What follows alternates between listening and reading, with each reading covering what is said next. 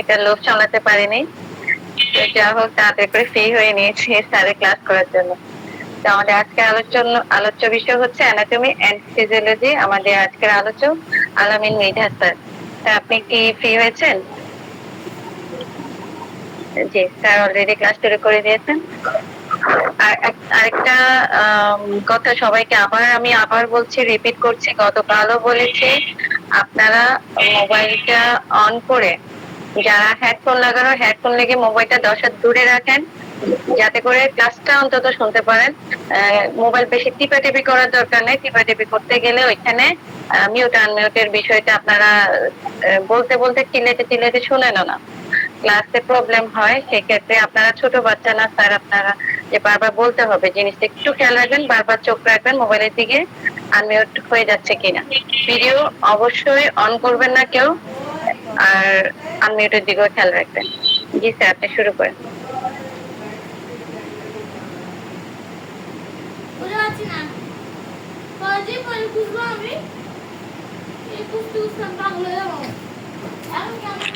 আসসালামু আলাইকুম ওয়া রাহমাতুল্লাহি ওয়া বারাকাতুহু।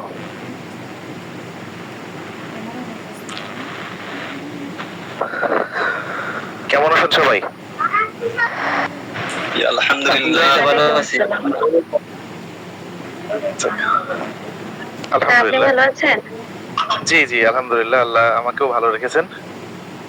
শুকরিয়া জ্ঞাপন করছি আল্লাহ রাব্বুল আলামিনের দরবারে যে আমাদের দীর্ঘদিন পরে হলেও আবার একসাথে ক্লাস করার সুযোগ দিয়ে দিয়েছেন। আলহামদুলিল্লাহ। তো আমার কথা স্পষ্ট শোনা যাচ্ছে কিনা? জি স্যার, শোনা যাচ্ছে। একটু স্লো শোনা যাচ্ছে মনে হয়। সেটা কি আমার প্রবলেম নাকি বাকি সবারই একই? একটু সবাই যদি বলতেন ভালো হতো। একটু আচ্ছা, ঠিক আছে, তাহলে আমরা ক্লাস শুরু করতে পারি। যাই হোক, আমরা মোটামুটি আমাদের যে ক্লাসগুলো বিগত দিনে করেছিলাম, আমরা একটু রিভিউ ক্লাসে যাচ্ছি, যে মনে আছে কি আমরা একটু সবাই দেখবো, ঠিক আছে ক্লাসগুলো। তো সেই জায়গা থেকে আজকে আমাদের আলোচনার বিষয় হচ্ছে ইন্ট্রোডাকশন টু হিউম্যান বডি। মনে হয় আপনারা সবাই আমার ডিসপ্লেটা দেখতে পাচ্ছেন, তাই না? স্ক্রিন শেয়ার হয়েছে? জি স্যার, হয়েছে। ওকে, থ্যাংক ইউ। এখানে আমরা অনেক বিষয়েই আলোচনা আজকে করার ইচ্ছা আছে যদি আল্লাহ চায়। তো সেই বিষয়গুলো আমরা শুরুতে চলে যাচ্ছি। আসলে আমরা গত ক্লাসে পড়েছিলাম যে আমাদের দেহের যে অর্গান যে সিস্টেম ছিল, সিস্টেমগুলোর নাম পড়েছিলাম, বা আমাদের শরীরের যে গাঠনিক স্তর ছিল, এই লেভেল অফ স্ট্রাকচারাল অর্গানাইজেশন যেটাকে আমরা বলছিলাম, অর্থাৎ আমাদের শরীর মেডিকেলি আমরা দেখি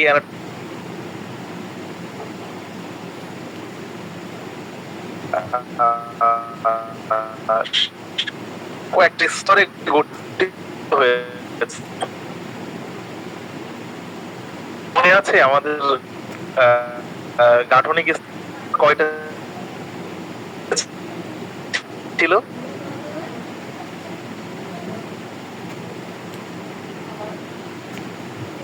কারো মনে আছে কিনা? আমার মনে আছে আমাদের গাঠনিক স্তর ছিল ছয়টি ছিল। জি জি, 6টি ছিল। আপনাদের মনে আছে? আমরা জানি আমাদের অনেকের গাঠন খুব মজা হতো দেখে, যেগুলো দেখে আমাদের একসাথে ক্লাস করতে পারতাম। আমি তো অ্যানাটমি এবং খুবই সাহায্য করবে। তার ভিতরে প্রথম লেভেল এখানে স্লাইড কি বলেছিল? স্লাইড কি অফ হয়ে গেছে? অ্যানাটমি এবং ফিজিওলজি অন করার কারণ। আচ্ছা, আমি আবার তাহলে আমার না, অন দেখতেছি আমি। স্লাইড যদি অফ হয়ে যায়,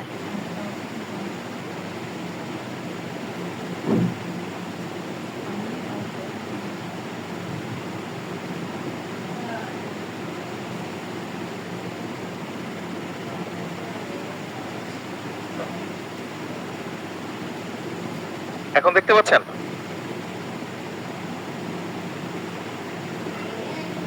জি স্যার, দেখা যাচ্ছে। কি দেখা যাচ্ছে বলেন তো? জি স্যার, দেখা স্যার কেমিক্যাল লেভেলের একটা পিকচার দেখা যাচ্ছে। দেখা যাচ্ছে, তাই না? Thank you. তাহলে আমরা এখানে দেখতে পাচ্ছি কেমিক্যাল লেভেলের একটা চিত্র। তাহলে গাঠনিক আমাদের যে স্তর 6টার ভিতর, এটা কয় নাম্বার স্তর? স্যার 1 নম্বর স্তর। 1 নম্বর স্তর হচ্ছে কেমিক্যাল লেভেল। Thank you. 2 নম্বরটা ছিল হচ্ছে সেল লেভেল। তাহলে আমরা যারা আমাদের এই ক্লাসে বিগত দিনের এই ক্লাসটা পাইনি, এই সাথে সাথে আমরা মুখস্থ করে ফেলি, আর যাদের হচ্ছে আগে থেকে ক্লাসটা মুখস্থ আছে তারা মনে মনে বলি এবং আর একটু রিভাইজ করে ফেলি। তাহলে 2টা স্তর আমরা অলরেডি দেখে ফেলেছি, একটা দেখেছি কেমিক্যাল লেভেল আর একটা দেখেছি সেল লেভেল, নাম্বার 2। এরপরে নাম্বার 3 হচ্ছে টিস্যু লেভেল। ঠিক বলেছি তো? জি স্যার। এবং নাম্বার 4 ছিল হচ্ছে অর্গান লেভেল, এবং নাম্বার 5 ছিল হচ্ছে অর্গান সিস্টেম লেভেল, এবং সর্বশেষ নাম্বার 6 যেটা ছিল সেটা হচ্ছে অর্গানিজোমাল লেভেল। এই হচ্ছে 6টা লেভেল। এই 6টা লেভেলেই হচ্ছে আমাদের দেহ গঠিত হয়েছে। তো এই ক্ষেত্রে আমরা যারা একদম নতুন এই ক্লাসটায় যে ক্লাসটা পাইনি যারা, তারা হচ্ছে একটু স্ক্রিনশট দিয়ে নেবেন এই নামগুলা। আশা করি আপনারা স্ক্রিনশট দিয়েছেন। তাহলে এখানে আসলে লেভেলটা বোঝার সুবিধার্থে আমরা স্ক্রিনে এই মুহূর্তে যে ছবিটা দেখছি, এটা অর্গানিজোমাল লেভেল, অর্থাৎ একটা টোটাল হিউম্যান বডিকে দেখতে পাচ্ছি আমরা। তো এটাকে যদি আমরা একটু ভেঙে ভেঙে বোঝার চেষ্টা করি, টোটাল একটা হিউম্যান বডিকে যদি আমরা বিশ্লেষণ করি, তাহলে আমরা দেখব কতগুলো অর্গান সিস্টেম পাবো। অর্থাৎ একটা মানুষকে, টোটাল পরিপূর্ণ একটা মানুষকে যদি আমরা বিশ্লেষণ করি, তাহলে আমরা কি পাবো? অর্গান সিস্টেম পাবো। এই যে এখান থেকে এটা বিশ্লেষণ করে দেখেন, এদিকে গিয়েছি আমরা, এখানে কতগুলো আমরা অর্গান সিস্টেম পাচ্ছি। তাহলে আমরা এখান থেকে আবার একইভাবে বলতে পারি যে কতগুলো অর্গান সিস্টেমের সমন্বয়ে একটি মানব দেহ গঠিত হয়েছে। গুড। এরপরে এই যে অর্গান সিস্টেমকে যদি আমরা আবার বিশ্লেষণ করি, তাহলে কি পাবো? কতগুলো অর্গান বা অঙ্গ পাবো। সেই একই ধারাবাহিকতায় আমরা যদি আবার এদিক থেকে শুরু করি, কতগুলো অঙ্গের সমন্বয়েই একটি অর্গান সিস্টেম তৈরি হচ্ছে, এবং কতগুলো অর্গান সিস্টেমের সমন্বয়ে একটি মানব দেহ তৈরি হচ্ছে, হিউম্যান বডি। ক্লিয়ার? তাহলে এই তিনটা আমরা যদি আবার মানুষ থেকে যাই, একটা মানুষের দেহ বিশ্লেষণ করলে আমরা কতগুলো অর্গান সিস্টেম পাচ্ছি, একটা অর্গান সিস্টেম বিশ্লেষণ করলে আবার কতগুলো আমরা অর্গান পাচ্ছি। এখানে একটা হার্ট দেখা যাচ্ছে, একটা অর্গান। এই একটা অর্গান যদি আমরা আবার বিশ্লেষণ করি ফার্দার, তাহলে আমরা কতগুলো টিস্যু পাচ্ছি, এবং এই টিস্যুকে যদি আমরা আবার ফার্দার বিশ্লেষণ করি, তাহলে আমরা কতগুলো সেল পাচ্ছি, এবং এই সেলকে যদি আমরা আবার ফার্দার বিশ্লেষণ করি, তাহলে আমরা কি পাচ্ছি? কেমিক্যাল পাচ্ছি। অর্থাৎ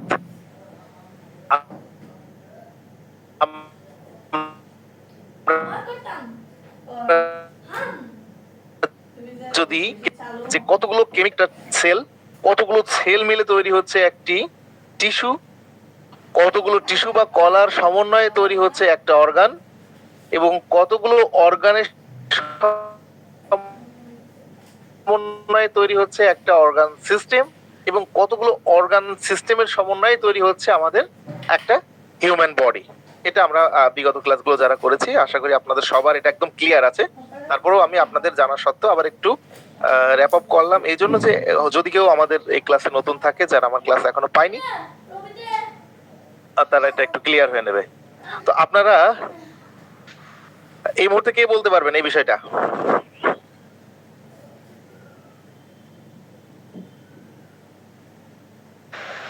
যে কেউ একজন একটু কাইন্ডলি বলবেন, আমি তো ডিসপ্লে দেখতে পাচ্ছি না। জি স্যার, আমি বলি স্যার। জি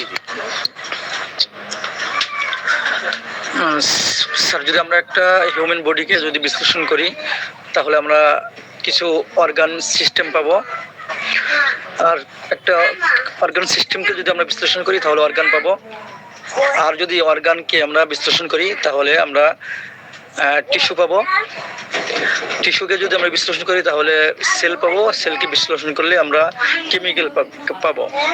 সেই হিসেবে আমরা বলতে পারি যে কিছু কেমিক্যাল সমন্বয়ে গঠিত হয় কিছু সেল, এবং কিছু সেল নিয়ে গঠিত হয় টিস্যু, এবং কিছু টিস্যু নিয়ে গঠিত হয় একটি অর্গান, এবং কয়েকটা অর্গান মিলে গঠিত হয় একটা অর্গান সিস্টেম, এবং কয়েকটা অর্গান সিস্টেম মিলে একটা হিউম্যান বডি তৈরি হয়। জি স্যার। দশমিক যে জায়গায় সেই জায়গায় দশমিক বসাতে হবে, সংখ্যা উল্টাপাল্টা করা হবে না, কি এটা কি আলহামদুলিল্লাহ, অসংখ্য ধন্যবাদ, খুব সুন্দর হয়েছে, অসংখ্য ধন্যবাদ। আচ্ছা, কোনো একজন মেয়ে ডাক্তার যদি একটু বলতেন। কিলোমিটার কিরকম দিতে হয় যে কিমি লিখতে হয় উনি আমরা সাবটা দিতে হবে না, কিমি কিরকম দিতে হয়? একজন মেয়ে ডাক্তার যদি একটু বলতেন তাহলে খুব ভালো হতো।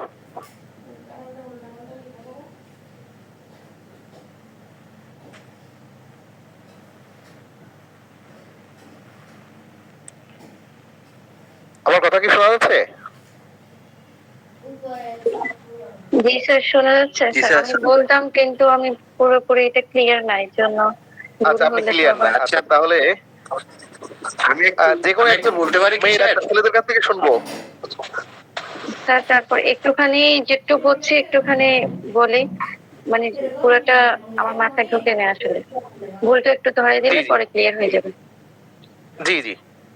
কিরকম লিখে দেয় তুমি জীবনে লিখে আচ্ছা, প্রথমে আমাদের হচ্ছে যে এই হিউম্যান বডি, যে গাঠনিক স্তর যেগুলা, সেটা হচ্ছে ছয়টার মধ্যে ফার্স্ট নাম্বার হচ্ছে কেমিক্যাল লেভেল, সেকেন্ড হচ্ছে cell level, third tissue level, 4 number organ level, 5 number হচ্ছে অর্গান সিস্টেম লেভেল, 6 নাম্বার হচ্ছে অর্গানিজমাল লেভেল। আচ্ছা, একটা মানুষকে আমরা বিশ্লেষণ করলে আমরা কতগুলো অর্গান সিস্টেম পাবো। একটা মানুষকে যখন বিশ্লেষণ করি অর্গান সিস্টেম পাই, কতগুলো অঙ্গের, যে মানুষের যে অঙ্গ আছে, অঙ্গের সমন্বয় একটা অর্গান সিস্টেম হয়। কতগুলো অর্গান সিস্টেম বিশ্লেষণ করলে আমরা মানব দেহ পাই অর্গান সিস্টেমের দ্বারা। তারপর হচ্ছে এখানে সেল হচ্ছে কতগুলো সেলের সমন্বয়ে টিস্যু পাই, টিস্যুকে বিশ্লেষণ করলে আবার সেল পাই, সেলকে বিশ্লেষণ করলে সেখানে আমরা কেমিক্যাল পাই। আচ্ছা, এতটুকু হচ্ছে।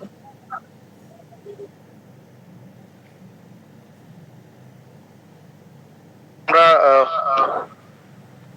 বুঝেছি যে আপনি বুঝতে পেরেছেন। ঠিক আছে, তাহলে ওই কেমিক্যাল থেকে যদি আমরা যাই তাহলে আমরা কতগুলো কেমিক্যাল লেভেলের সমন্বয়ে পাবো একটা সেল, কতগুলো সেলের সমন্বয়ে পাবো একটা টিস্যু। আমি একটু বলতে চাই, একটু সহজ করে স্যার। জি জি স্যার বলবো? স্যার আমি এই একদম খাঁটি বাংলায় বলতেছি স্যার। এই যেটা আমার কাছে মনে হচ্ছে স্যার, এটা হলো ওই বর্ণ শব্দ আর বাক্যের মতো। যেমন কয়েকটা বর্ণ মিলে বাক্য হয়, কয়েকটা বাক্য মিলে কয়েকটা বর্ণ মিলে একটা শব্দ হয়, কয়েকটা শব্দ মিলে একটা কি হবে, বাক্য হবে। সেরকম কিছু কেমিক্যাল মিলে একটা সেল হবে, একটা সেল তৈরি হবে, আর কিছু সেল একসাথে মিলে একটা টিস্যু তৈরি হবে, আবার কিছু টিস্যু একসাথে মিলে একটা অর্গান তৈরি হবে, আবার কিছু অর্গান মিলিত হয়ে একটা অর্গান সিস্টেম তৈরি হবে, আর কিছু অর্গান সিস্টেম একসাথে মিলে একটা হিউম্যান বডি বা অর্গানিজম লেভেল তৈরি হবে আর কি। তার একদম এই ভাষায় বললাম আর কি। আলহামদুলিল্লাহ, অসংখ্য ধন্যবাদ ডাক্তার মোহাম্মদ জাহিদুল ইসলাম, আপনি খুব দারুণ বলেছেন, দারুণ বলেছেন। আচ্ছা, এই মুহূর্তে আমরা যারা এখানে আছি আমরা প্রায় 50 জনের কাছাকাছি এখানে তো একটু এই মুহূর্তে আমরা বুঝিনি, যারা একটু কাইন্ডলি হাত তুলবেন তাহলে আমি বুঝবো যে এখান থেকে এই মুহূর্তে যাওয়া যাবে কি যাবে না। আসসালামু আলাইকুম। একটু কাইন্ডলি আপনারা হাত তুলবেন। হ্যাঁ, আর যদি হাত না তোলেন তাহলে বুঝবো যে মোটামুটি আপনারা সবাই বুঝে যারা গেছেন। একটু হাত ধরবেন না হলে বুঝতে পারবেন না। যদি না বুঝতে পারেন তাহলে তো আপনারা কনফিউজ হয়ে যাবেন। জি, থ্যাংক ইউ। তাহলে আমি আবার একটু বলছি, আপনারা শোনেন। একদম একটা হলো গণিত, একটা যত গণিত, একটা হাত ধরবেন। আপনি আনমিউট হয়ে গেছেন, ওইটা একটু মিউট করে দেন ভাই, ভিডিও কলটা। আচ্ছা, আচ্ছা, আমাকে কি শোনা যাচ্ছে? আমাকে কি শোনা যাচ্ছে? ও, জি আজকে স্যার, কি আপনাকেও বৃষ্টি শোনা যাচ্ছে, হচ্ছে? বাবুকেও শোনা যাচ্ছে। শোনা যাচ্ছে। আম্মু ডিস্টার্ব করে না মা। তাহলে ভাইয়া মোবাইল আসছে না। রুবেল মিয়া, আপনি ভিডিও অফ করেন। হ্যাঁ, আসসালামু আলাইকুম। ওয়ালাইকুম আসসালাম। সালাম। স্যার আর বাবু ক্লাস আচ্ছা, সহজভাবে বুঝবার জন্য আমি একটু কি শেয়ার করতে পারি? লা লা লা। জি স্যার, অবশ্যই করতে পারেন, অবশ্যই অবশ্যই। আপনি শেয়ার করেন, আমি মেয়েটা সামলাই, তারপরে আমি কথা বলতেছি। আমরা বলছি এই যে কোনো পশু পাখি প্রাণী zone living sell is the unit of life. এটাকে যদি আমরা প্রথমেই ধরে নিই, আমাদের প্রত্যেকটা, যেমন মানুষ হোক, যে কোনো পশু পাখি, গাছপালা যাই হোক, তার ইউনিট হচ্ছে সেল। সেলটাকে বিশ্লেষণ করলে আমরা কিছু কেমিক্যাল পাই। তাকে আবার বিশ্লেষণ করলে আপনি কিন্তু ওই মৌলিক উপাদান হাইড্রোজেন, নাইট্রোজেন, সালফার এইসব পাওয়া যায় আর কি। যেমন ধরুন এসেনশিয়াল অ্যামাইনো অ্যাসিড বা আরো কিছু, মাইটোকন্ড্রিয়া, হ্যাঁ, এইসব বিভিন্ন রকম, গলগি বডি, এইসব বিভিন্ন রকমের একটা সেলের স্ট্রাকচারটাকে ভাঙলে এগুলো পাই। ডিএনএ, আরএনএ, মেসেঞ্জার আরএনএ, সব বিভিন্ন রকমের থাকে। সেলটাকে যদি আমরা ভাঙি, তোমার একটা গাড়ি ফরম ফিগার নাই। তাহলে উল্টো কেমিক্যাল সমধর্মী একটা তৈরি হলো। এইবার সমধর্মী সেলগুলো মিলে কিন্তু একটা টিস্যু তৈরি করে। যেমন ধরুন, যদি আমরা সার্কুলেটরি সিস্টেমটাকে ধরি, কিংবা ধরে আমরা ইউরিনারি সিস্টেমটাকে ধরি, এটা কিন্তু ডিফারেন্স তাদের অ্যাকশন।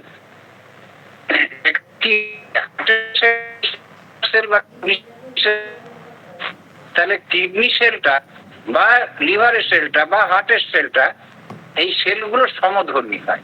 এখানে কিন্তু আরো epithelial cell, connective connect tissue, এইরকম সব থাকে আর কি। তাহলে সেগুলো তো পরে আরো বলবেন নিশ্চয়ই।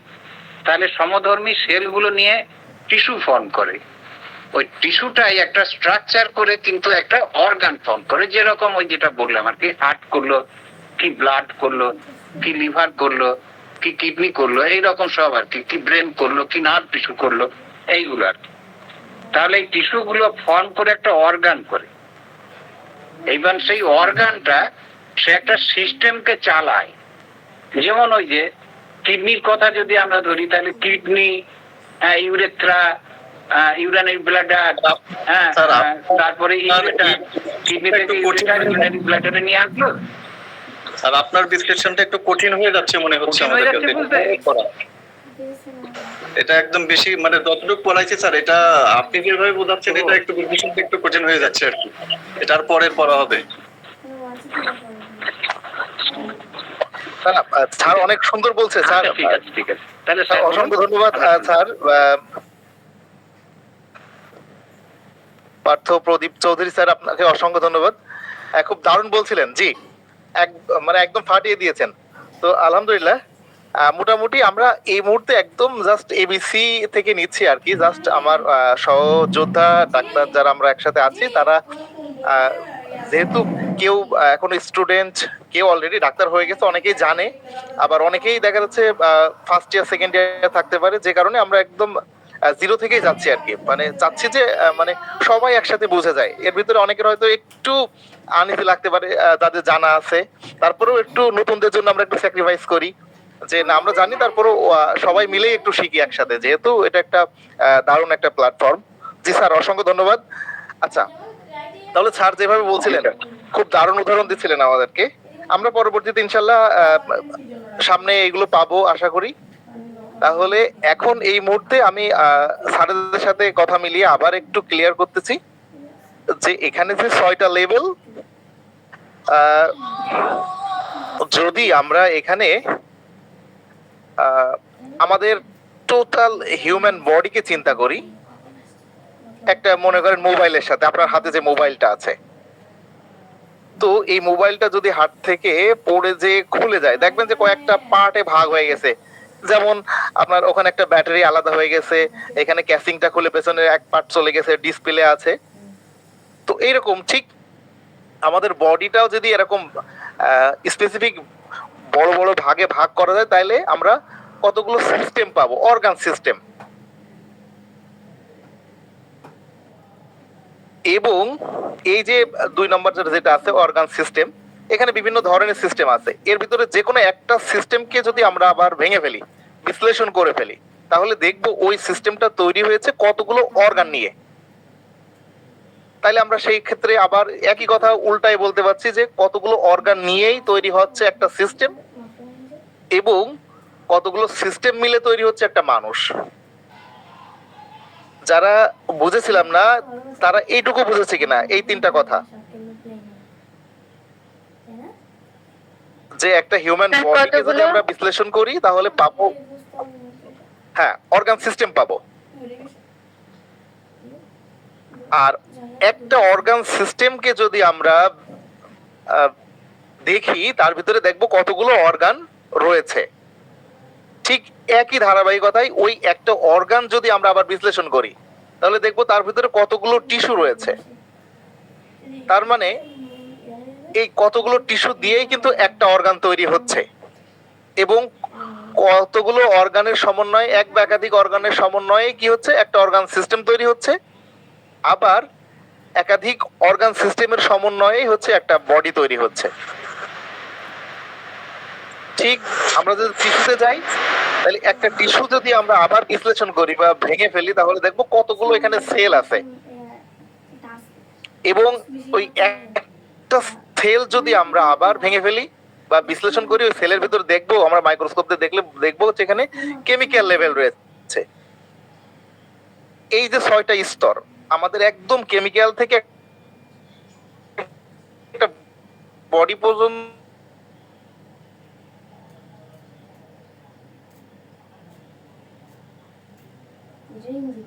স্যার কথা বোঝা যাচ্ছে না। দ্যাট ইজ নেটের প্রবলেম, নেট কেটে যাচ্ছে।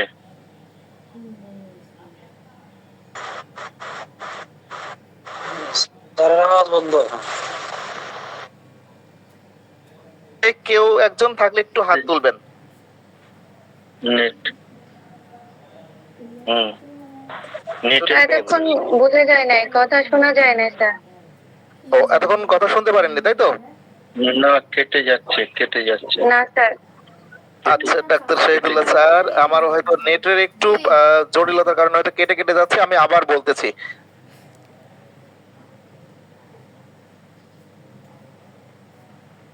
আমি দেখি মোবাইল দিয়ে রিপিট করি, তাহলে মনে হয় ভালো হয়।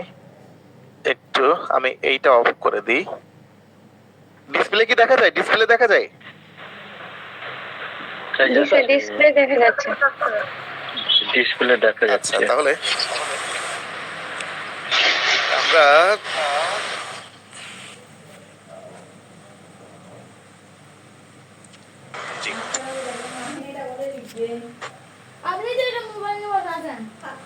যদি না শুনতে পান আমাকে একটু নক দিয়ে, হ্যাঁ, আমি কথা বলবো। সিস্টেম স্যার আমি শর্ট করে একটু বলে দিব স্যার। জি জি,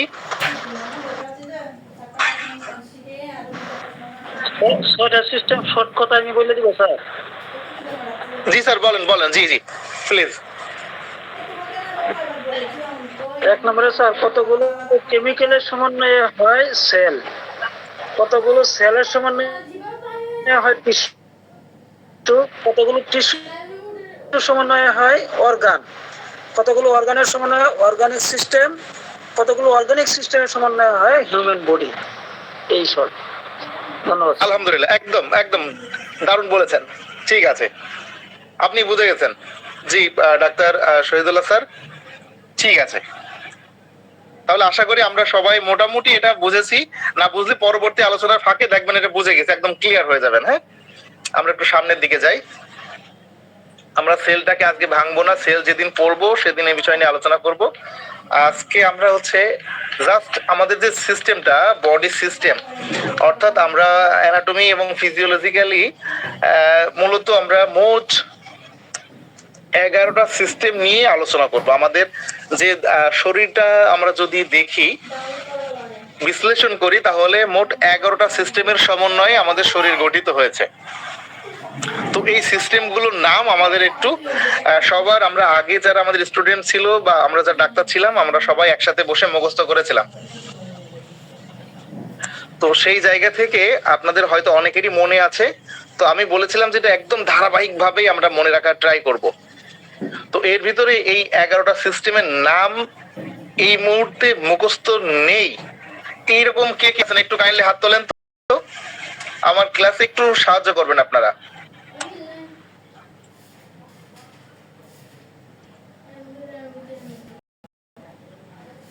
1 2 3 4 5 6 7 8 9 10 11 12 13।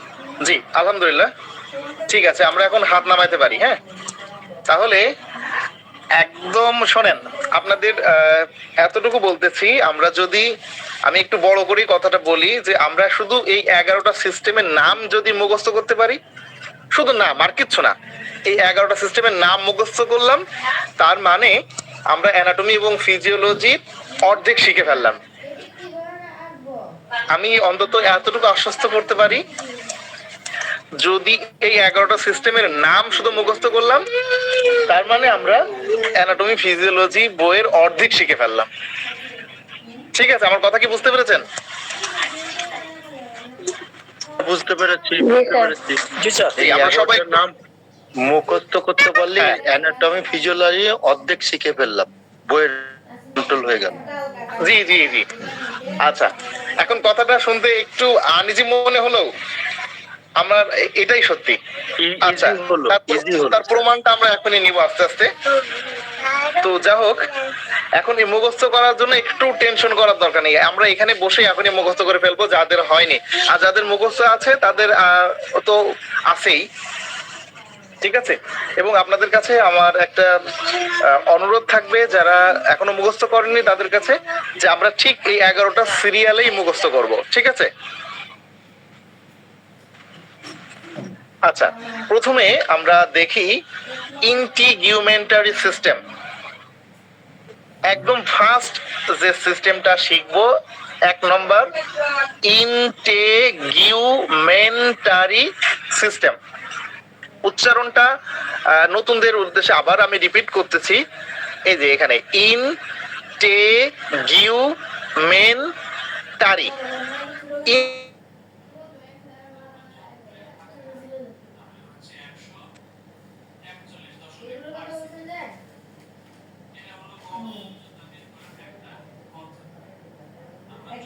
স্যার আসছে না নেটে, স্যার আমার আওয়াজ আবার কেটে গেছে। শোনা যাচ্ছে না? আর এই যে পিন্টু স্যার ওপেন করে রেখেছেন। জি পিন্টু স্যার, এই উচ্চারণটা আমি আপনাদের আবার বলছি, এটা হচ্ছে ইন্টিগুমেন্টারি সিস্টেম। ইন্টিগুমেন্টারি সিস্টেম, উচ্চারণটা ক্লিয়ার হয়েছে কি? হ্যাঁ সিস্টেম হয়েছে, ইন্টিগুমেন্টারি সিস্টেম। Thank you. এখন আমরা যদি ইন্টিগুমেন্টারি সিস্টেম, জি, আমরা যারা নতুন তারা একটু মুখস্থ করে ফেলি শব্দটা, ঠিক আছে। মাইক্রোফোন অফ করে আমরা কয়েকবার পড়ি সবাই। হ্যাঁ, ইন্টিগুমেন্টারি সিস্টেম, ইন্টিগুমেন্টারি সিস্টেম। আশা করি মুখস্থ হয়ে গেছে, বলতে পারবেন হয়তো। আচ্ছা, যাদের মুখস্থ ছিল না তারা হাত উঠিয়ে রাখেন, আমি মাঝে মাঝে 2-1জনকে ধরবো, ঠিক আছে। যাদের মুখস্থ ছিল না আমরা একটু হাত উঠিয়ে রাখি, এখান থেকে মুখস্থ ইনশাআল্লাহ। ওকে, দেখেন এই যে সিস্টেমটা পড়লাম, এরকম মোট আমরা 11টা সিস্টেমের নাম মুখস্থ করব। তো এখানে এই সিস্টেমটা কি নিয়ে তৈরি আমরা দেখেই বুঝে ফেলেছি, অর্থাৎ চর্ম নিয়েই আমাদের স্কিন নিয়েই মূলত এই সিস্টেমটা, আবরণ আমাদের যে কাভার, এটা নিয়ে আমরা পরে জানবো, শুধু নামটাই মুখস্থ করি এখন। তাহলে আমি একটু ডাক্তার লাভলি আলমগীর ম্যামের কাছে জানতে চাচ্ছি, আমাদের 1 নম্বর সিস্টেমটার নাম কি আমাদের মুখস্থ হয়েছে? জি স্যার, আসসালামু আলাইকুম। ওয়ালাইকুম আসসালাম। যদি কাইন্ডলি একটু নামটা বলতেন, সিস্টেমের নামটা। ইন্টিগ্রিউমেন্টারি সিস্টেম, এটা হচ্ছে চর্মের জন্য। থ্যাংক ইউ, অসংখ্য ধন্যবাদ। আচ্ছা, আমি একটু ডাক্তার শহীদুল্লাহ স্যার, আপনি কি বলতে পারবেন এই সিস্টেমটার নাম? এখন দেখেছে যে লুকিয়ে।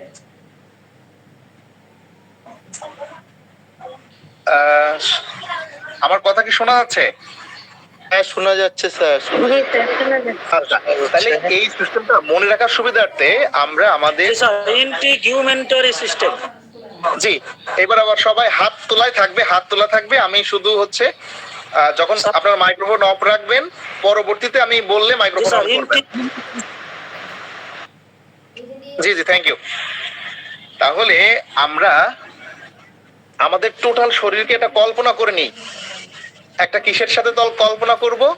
একটা বিল্ডিং তৈরি করব, একটা ঘর তৈরি করব আমরা, ঠিক আছে? তো ঘর তৈরি করতে হলে আমাদের প্রথমে যে কাজ, আমরা যে জায়গাটায় ঘর তৈরি করব সেই জায়গাটা কি করি আমরা? প্রথমে আমিন নিয়ে এসে ফিতে দিয়ে মাপামাপি করে নিই, পরের জায়গায় তো আর ঘর তুলবো না, তাই না? তাহলে প্রথম কাজ আছে ওই জমিটার মাপ যোগ করা। তাহলে আমাদের শরীরের টোটাল বাইরের যে মাপ যোগের যে কাজ, সেটা আমরা ইন্টিগ্রিউমেন্টারি সিস্টেমের সাথে মনে রাখবো, ঠিক আছে? মাপ যোগ করা হলো। এখন জমি আমি বুঝে পেয়েছি, মানে সিরিয়ালে মনে রাখার জন্য আর কি আমরা বলতেছি, এটা কল্পনা করে নিতে পারি। তাহলে এরপরে আমরা বিল্ডিং এর কি করব? একটা স্ট্রাকচার দাঁড় করাবো, কাঠামো, তাই না? তাহলে সেকেন্ড যে কাজ আমাদের শরীর তৈরি করার জন্য, একটা কাঠামো। তো আমাদের শরীরের কাঠামো তৈরি করেছে যে সিস্টেম, তার নাম হচ্ছে স্কেলেটাল সিস্টেম। দা স্কেলেটাল সিস্টেম, কঙ্কাল তন্ত্র। তাহলে আমরা কি বুঝতে পেরেছি এটা? বুঝতে পেরেছি, স্কেলিটাল সিস্টেম, কঙ্কাল তন্ত্র। জি, তাহলে সিস্টেমের নাম পড়লাম কয়টা? 2টা। আমি একটু ইন্টারফেয়ার করছি স্যার, আমি একটু 5 মিনিট একটু বের হচ্ছি, অনলাইনে আছে, একটু রোগী আসছে, এর জন্য যদি ডাক দেন আর কি, এর জন্য বলে দিচ্ছি। ও আচ্ছা, থ্যাংক ইউ। আচ্ছা, আপনাকে ডাকতেছি না, অন্যদের দিকে আমি কথা বলবো, আপনিও আমাদের সাথেই থাকেন।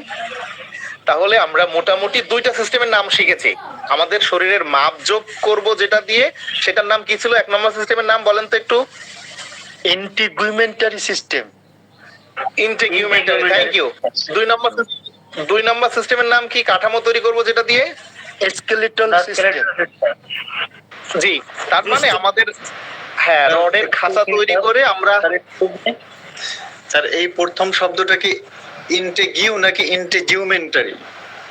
ইন্টিগ্রিউই বলি, জিউ বললেও হবে, হ্যাঁ, তবে ইন্টিগ্রিউ বলি, এখানে যেটা আমরা গ ধরি। হ্যাঁ স্যার, এটা তো মাঝখানে হলে সাধারণত বর্গের জন্ম তো উচ্চারণ হয় মনে হয় ভালো, যেমন ইন্টেরো জার্মি না, সেভাবে তো ইন্টিগ্রিউমেন্টারি সিস্টেম সম্ভবত। তারপর আমরা একটু দেখবো আর কি পরে ইনশাআল্লাহ। জি, থ্যাংক ইউ। আচ্ছা, তাহলে আমরা এখন রড দিয়ে আমাদের খাঁচা তৈরি করা হয়েছে। এখন কি করবো? ওর ভিতরে আমরা মশলা দেবো, তাই তো? ওয়াল গাঁথবো এবং হচ্ছে সেখানে আমাদের একটা ঘরের মানে রডের সাথে ঢালাই দিয়ে সিমেন্ট বালু মিশ্রণ করব। তো সেই জায়গা থেকে 3 নম্বরে যে কাজটা করা হবে, গাঁথনির যে কাজ, সেটা হচ্ছে আমাদের মাসেল দিয়ে। তাহলে 3 নম্বর সিস্টেমটা হচ্ছে মাসকুলার সিস্টেম, দা মাসকুলার সিস্টেম। আমি আবার একটু রিপিট করতেছি প্রথম থেকে।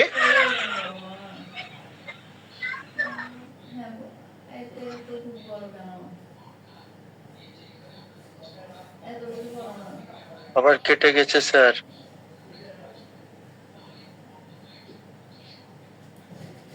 স্যার শব্দ আসছে না, বন্ধ।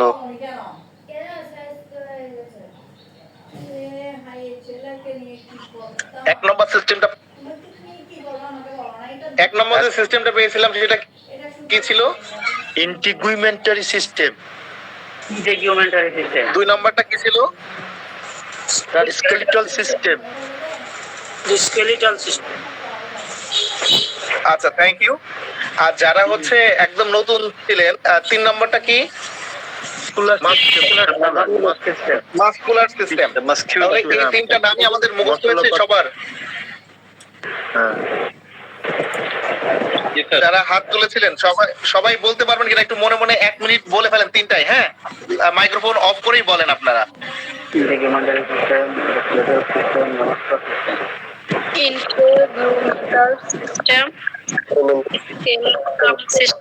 আচ্ছা, ঠিক আছে।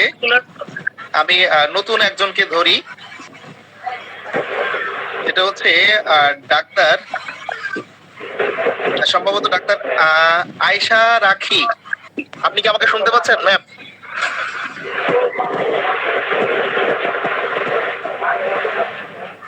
ডাক্তার আয়েশা রাখি।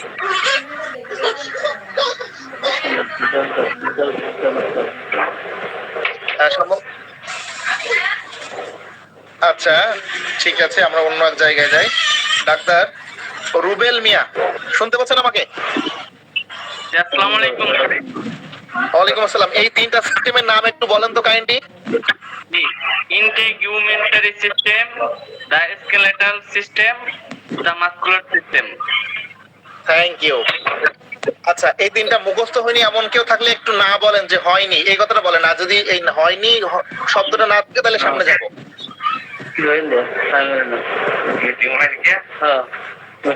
আচ্ছা, হয়ে গেছে। তাহলে আমাদের কি হলো? ঘরের মাপজোকের কাজ হলো, ঘরের কাঠামো হলো, এবং সেখানে গাঁথনির কাজও শেষ হলো। তিনটা কাজ অলরেডি হয়ে গেছে। তাহলে মানে ইন্টিগুমেন্টারি সিস্টেমের কাজ হলো, এরপরে হচ্ছে স্কেলেটাল সিস্টেমের কাজ হলো, আর দেন আমাদের মাসকুলার সিস্টেম হলো পেশিতন্ত্র। মাসকুলার সিস্টেম হচ্ছে পেশিতন্ত্র।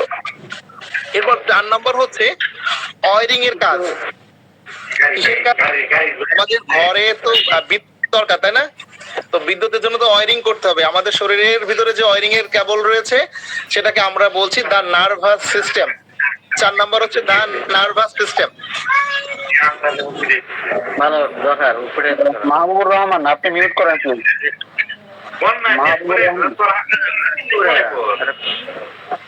তাহলে আমরা 4টা সিস্টেম পেয়েছি, আর তার ভিতরে 4 নম্বরটা হলো নার্ভাস সিস্টেম, যেটাকে আমরা আমাদের যে ঘর যখন করি, ওয়াল গাঁথার পরপরই সেখানে ওর ওয়ালের ভিতর দিয়ে কি করি আমরা? ওয়্যারিং এর কেবল গুলো সেট করি। তো এখানে ওয়্যারিং এর কাজ যে আমাদের শরীরের যে কেবলের মাধ্যমে হচ্ছে সেটা নার্ভের সমন্বয়ে হচ্ছে। তো এখানে আমরা নার্ভাস সিস্টেমটা ওয়্যারিং এর সাথে তুলনা করলাম, ঠিক আছে? তাহলে কয়টা সিস্টেম হলো আমাদের? 4টা। প্রথম সিস্টেমের নাম কি ছিল? Integumentary system. সেকেন্ডটা হলো 2 নম্বর সিস্টেমের নাম কি ছিল? Integumentary system, skeletal system, muscular system. 3 number কি ছিল? Muscular system. 4 number nervous system. Nervous system. Okay, অসংখ্য ধন্যবাদ সবার। তার মানে এখন আমাদের ইলেকট্রনিক্স এর যে কেবল গুলো ছিল, কেবল এর কাজ কমপ্লিট। আমরা এই কেবল গুলো দিলেই তো শুধু ইলেকট্রনিক্স চলবে না, সাথে সুইচ বোর্ডও দরকার আছে, তাই না? হ্যাঁ, সুইচ বোর্ড না হলে সুইচ বোর্ড অন করবে কি করে? পুরো শরীরের ভিতরে এই যে সুইচ বোর্ডে যে কাজ করে সেই এটা তো আছে যেটা আঁকা মনে আছে স্যার এন্ডোক্রাইন সিস্টেম। এটি আর কি EN দেখছো না DO এন্ডোক্রাইন CRIN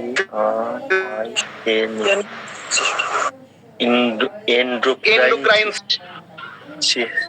আমাদের শরীরের সুইচ বোর্ডের যে কাজটা করে ওই ইলেকট্রিক লাইনের, সেটাকে আমরা এখানে এন্ডোক্রাইন সিস্টেমের সাথে কল্পনা করে নিতে পারি। অর্থাৎ এটা আমাদের শরীরকে নিয়ন্ত্রণ করে, ঠিক আছে? আপনার রেগুলেটর বা সুইচ দিয়ে যেমন আপনি লাইটকে নিয়ন্ত্রণ করেন, ফ্যানকে নিয়ন্ত্রণ করেন, ঠিক এই এন্ডোক্রাইন গ্ল্যান্ডের মাধ্যমে আমাদের শরীরের বিভিন্ন কার্যাদি নিয়ন্ত্রিত হয়। তো আমরা মোট 5টা সিস্টেমের নাম শিখে ফেলেছি অলরেডি। একদম আমরা ব্যাকে যদি যাই উল্টা দিক থেকে, সেটা হচ্ছে দ্য এন্ডোক্রাইন সিস্টেম তো 5 নাম্বার। হ্যাঁ, 4 নাম্বারটা কি ছিল আপনারা আমার সাথে মনে মনে বলেন, ঠিক আছে? Nervous nervous system, very good. 3 number ছিল muscular system, muscular system. 2 number ছিল skeletal system, skeletal system. Skeletal system. 1 number ছিল এন্টিগুইমেন্টারি সিস্টেম, এন্টিগুইমেন্টারি সিস্টেম। আচ্ছা, আমি একটু এই 5টা ধরবো। আমার যে সকল সহযোদ্ধা ভাই বোনেরা, ডাক্তাররা একসাথে আমরা ছিলাম, যারা এখনো হাত তুলে আছেন অবশ্যই ধন্যবাদ তাদেরকে। আমরা একটু ধরে নিই। তাহলে এই মুহূর্তে এই 5টি সিস্টেমের নাম ধারাবাহিক ভাবেই বলবেন আপনারা, আশা করি। প্রথমে আমি বলার জন্য অনুরোধ জানাচ্ছি আমাদের মুসলিমা বেগম, ডাক্তার মুসলিমা বেগম নামে যে আইডিটা আছেন। আসসালামু আলাইকুম স্যার। ওয়ালাইকুম আসসালাম। Sir, integumentary system, the skeletal system, the muscular system, the nervous system, the endocrine system. Very good, thank you. আচ্ছা, এরপর আর একজন ডাক্তারের কাছে ধরি আমি, ডাক্তার মাহবুবুর রহমান মাহবুব স্যার, যদি আপনি একটু বলতেন। স্যার, একটা হচ্ছে integumentary system, the skeletal system, muscular system, nervous system, the endocrine system. জি, অসংখ্য ধন্যবাদ। আপনাকেও অসংখ্য ধন্যবাদ। আমি আরেকজন ডাক্তারের কাছে যাচ্ছি। আমাদের ডাক্তার লাভলি আলমগীর। জি ম্যাম, আপনি যদি একটু বলতেন। জি স্যার, আসসালামু আলাইকুম। ওয়ালাইকুম আসসালাম। ইন্টিগুমেন্টারি সিস্টেম মানে চর্মতন্ত্র, আর হচ্ছে স্কেলিটাল সিস্টেম মানে কাঠামোতন্ত্র, মাসকুলার সিস্টেম হচ্ছে পেশিতন্ত্র, আর হচ্ছে দ্য নার্ভাস সিস্টেম হচ্ছে নার্ভের স্নায়ুতন্ত্র। এন্ডোক্রাইন সিস্টেম হচ্ছে অন্ত্রতন্ত্র। অসংখ্য ধন্যবাদ, দারুণ হয়েছে। তার মানে আমরা সবাই পারবো ইনশাল্লাহ। যাক, খুব ভালো লাগছে। আমি বাংলাগুলো তাহলে 5টার সাথে একটু বাংলাগুলো বলে দিই, তাহলে আপনাদের জন্য অনেক ভালো হবে। 1 নম্বর সিস্টেম ছিল ইন্টিগুমেন্টারি সিস্টেম।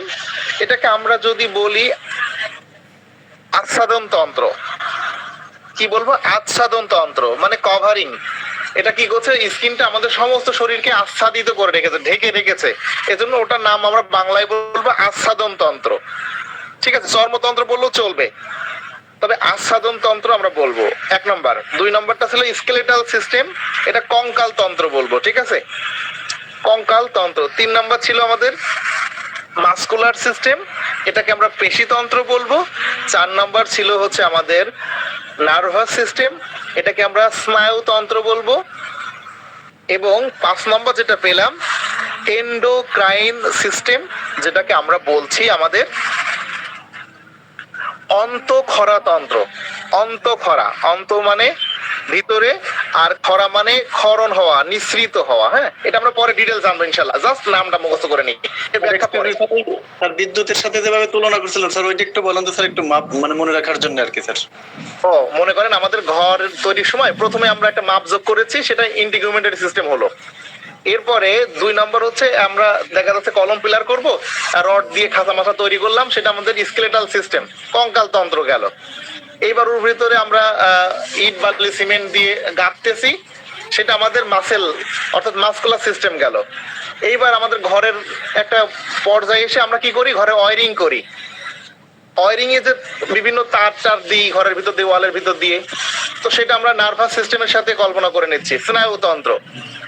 এবং তার দেওয়ার পরে কি করি, ঘরের বিভিন্ন জায়গায় সুইচ বোর্ড বসাই, রেগুলেটর বসাই। তো এইগুলোকে আমরা বলছি এন্ডোক্রাইন সিস্টেম, গ্রন্থিতন্ত্র। ধারাবাহিক ভাবে আমরা সিরিয়ালে যাচ্ছি আর কি। অসংখ্য ধন্যবাদ স্যার, এটা বেশি মনে রাখার জন্য উপযোগী আর কি স্যার।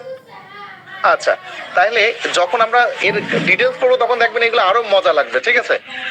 তাহলে এই 5টা আশা করি সবার হয়ে গেছে মুখস্থ নাম। হয়নি এমন কেউ আছে? ওকে, থ্যাংক ইউ। তাহলে আমরা 6 নাম্বারে যেতে পারি। আমাদের তাহলে ওয়্যারিং এর কাজ হলো, এরপরে সুইচ বোর্ড লাগালাম। এইবার তো ঘরের আরেকটা কাজ বাকি রয়েছে গুরুত্বপূর্ণ, সেটা হচ্ছে কি ঘরের পানির কাজ, তাই না? পানির লাইনও থাকবে আমাদের ঘরে। তো বসবাস করতে গেলে পানির যে লাইন, অর্থাৎ পানির জন্য যে নালীগুলো থাকে, সেটা আমাদের কার্ডিওভাস্কুলার সিস্টেম, অর্থাৎ রক্ত তো একটা লিকুইড। এই লিকুইড যাওয়া আসার জন্য আমাদের পানির যে কাজ, তরলের যে কাজটা করছে শরীরের ভিতরে, সেটা হচ্ছে কার্ডিওভাস্কুলার সিস্টেম। 6 নম্বর সিস্টেমের নাম আমি আবার উচ্চারণ করছি, cardiovascular system. Cardiovascular system. Sir cardiovascular system. জি জি, থ্যাংক ইউ। তাহলে আমরা মোটামুটি জি জি স্যার শুনতে পাচ্ছি।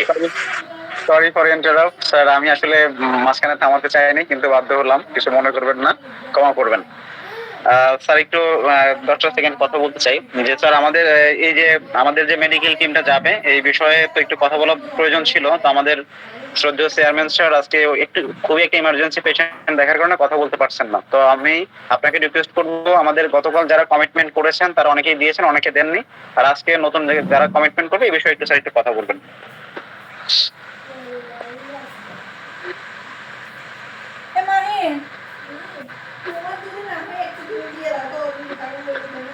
জি অসংখ্য ধন্যবাদ।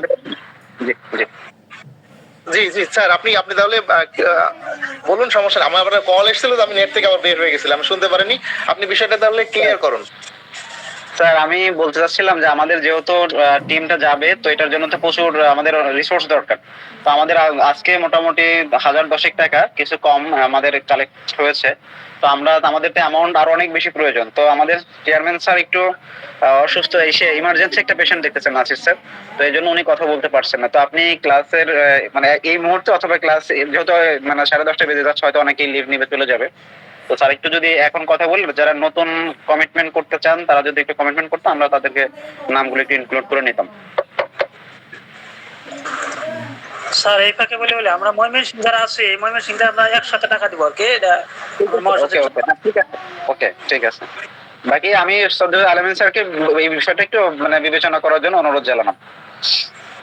জি জি, আমাদের হোমিওপ্যাথিক ডক্টরস পয়েন্ট থেকে যে সিদ্ধান্তটা নেওয়া হয়েছে, আলহামদুলিল্লাহ এই মহৎ উদ্দেশ্যে আমরা যারা শরিক হতে চেয়েছি এবং আমরা যারা কমিটমেন্ট করেছিলাম যে না আমরা দিব, আমরা সেগুলো অবশ্যই দ্রুত দিয়ে দিব। এবং যারা একদম নতুন আছে, আমি চাচ্ছি যে তারা হচ্ছে আজকেই আমাদের কর্তৃপক্ষে যারা আছেন তাদের সাথে একটু যোগাযোগ করে কে কত দিচ্ছি, এবং এই বিষয়টা একটু অবশ্যই ক্লিয়ার হয়ে যাবেন। হ্যাঁ, তো স্যার যেহেতু রুগী দেখছেন, স্যার অবশ্যই আমাদের সাথে কথা বলবেন। তার আগে আমি ক্লাসের এই অধ্যায়টুকু একটু শেষ করে নিয়ে তারপরে আবার আমরা প্রয়োজনে এই কথাগুলো বলবো। হ্যাঁ, আমরা ইন্ডিয়া থেকে আমরা কথাবার্তা চালিয়েছি, এখান থেকে আমরা। ভাই আসসালামু আলাইকুম স্যার, একটু বলেন প্লিজ। হ্যাঁ, সেটা হলো ওই যে একজন ডেঙ্গুর পেশেন্ট, হ্যাঁ ইমার্জেন্সি ভিত্তিতে আমাদের দেখাতে চাই। তা উনি পার্সোনালি আমাকে করলো, ফোন দিল। আমি বললাম ঠিক আছে, গ্রুপে তো অনেক ডাক্তার আছে, তো আমরা তো ডেঙ্গুর অনেক পেশেন্ট দেখেছি এবং রেজাল্টও ভালো পেয়েছি। তো আপনার কত সময় লাগবে আর করতে? স্যার তাহলে পেশেন্ট দেখে নিন, বাকি অংশ তারপরে করতেছি। ও পেশেন্টকে কষ্ট দেওয়ার দরকার নাই, লাইভ শুরু করেন। হ্যাঁ, আমি কি এই গ্রুপে দেখে দিব না আমি পার্সোনালি দেখে দিব? এই গ্রুপে দেখে দেন, তাহলে সব ডাক্তারদের উপকার হবে, আমরা সবাই উপকৃত হব। Okay fine. রোনা ম্যাডাম মানে স্লাইড শেয়ারটা অফ করে দিচ্ছি, আপনি স্ক্রিন শেয়ার করেন। হ্যাঁ ওকে। রোনা ম্যাডাম আপনি ঢুকছেন গ্রুপে? জি স্যার ঢুকেছি। আপনি ভিডিও থাকবেন না?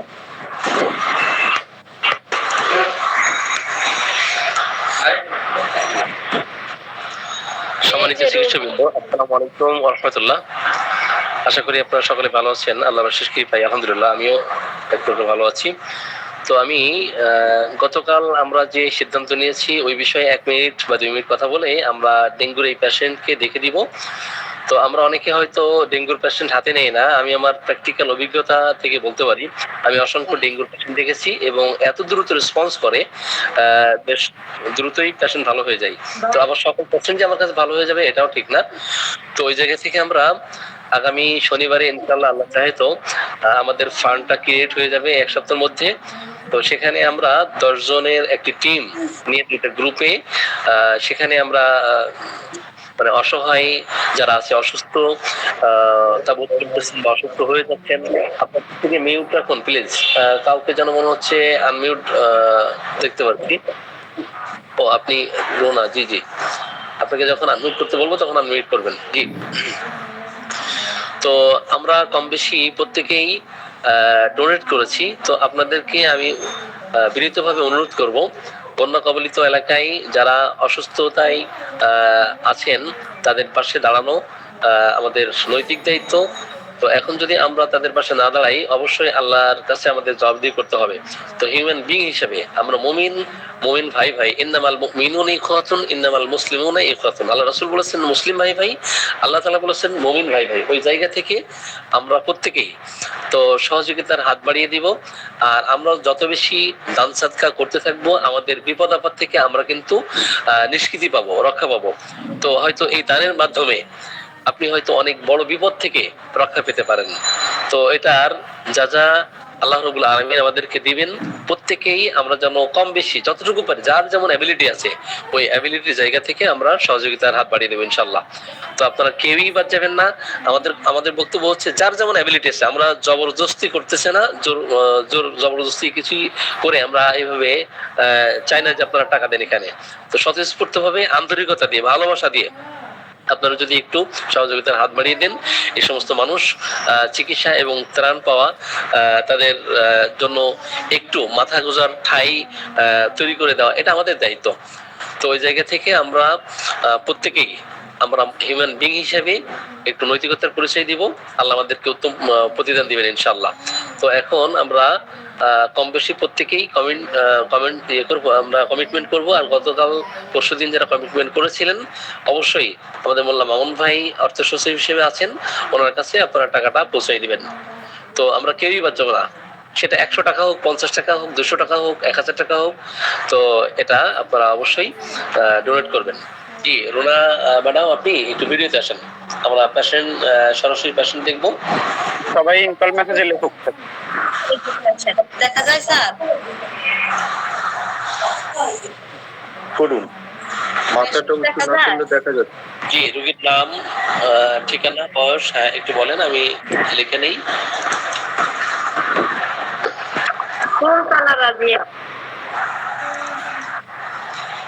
ফুলতারা বিবি রাজিয়া। কোথায়? সাভার? জি স্যার, জামগড়া। ঠিক আছে, সাভারের মধ্যে। জামগড়া স্থায়ী ঠিকানা কোথায়? স্থায়ী ঠিকানা শিবালয়। সরি, শিবালয় মানিকগঞ্জ। মানিকগঞ্জ। শিবালয় মানিকগঞ্জ। ঠিক আছে। স্থায়ী ঠিকানা। বয়স কত? বয়স 33-34। 34 বছর বয়স।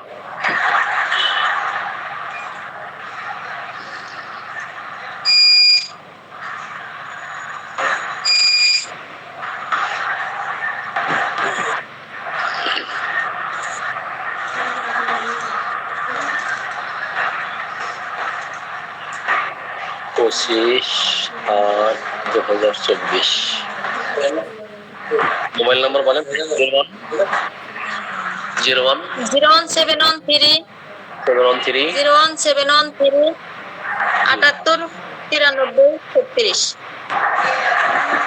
36 না শেষে 071? জি 7893।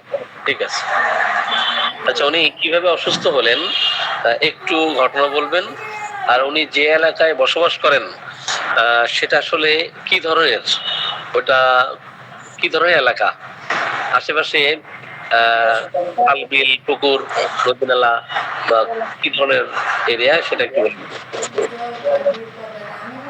এই বাসার থেকে একটু দূরে যে ড্রেন আছে না, পচা পানির ড্রেন পেশেন্ট থেকে আছে এবং ঘনবসতির এলাকাটা পরিচ্ছন্ন না স্যার। আর সরাসরি তারা আমরা থাকে patient ফ্ল্যাট থেকে- বাসায়, পরিচ্ছন্ন পরিবেশে থাকে।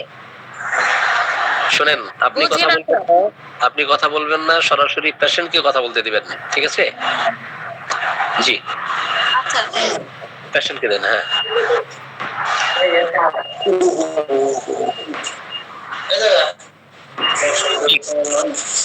আপনি কিভাবে অসুস্থ হলেন একটু হিস্ট্রি বলেন। এই এলাকাটা কেমন, এই বাসাটা কেমন, এই পরিবেশটা কেমন, একটু করে শুনবেন।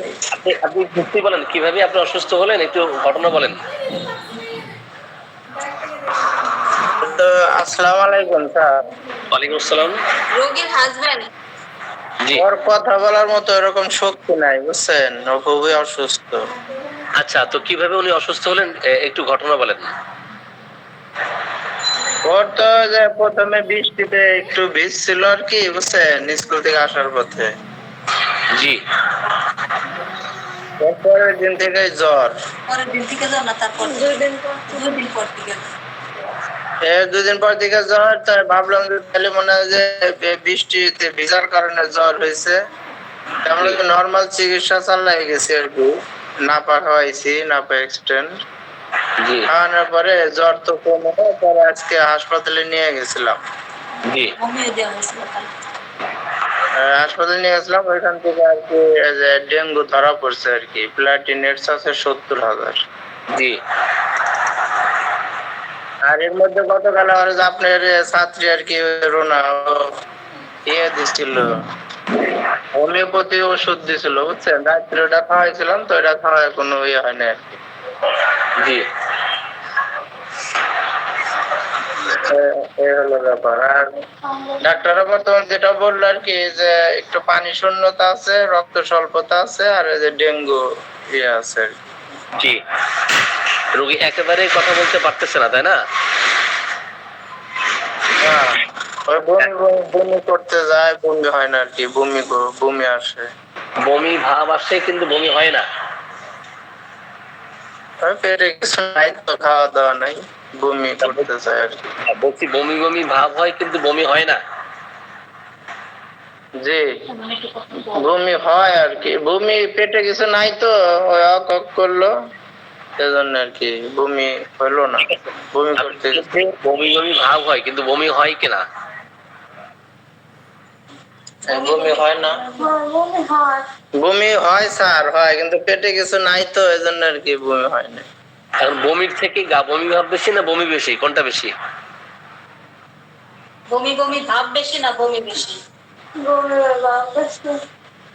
বমি বমি ভাবটাই বেশি, বমিও হইতে পারে। জি, এখন পিপাসা কেমন বলেন তো?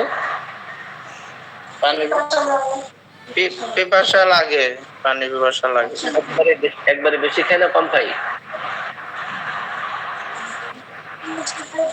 পানি কম কম খায় আর কি, বেশি খাইতে পারে না, গলা ব্যথা আছে।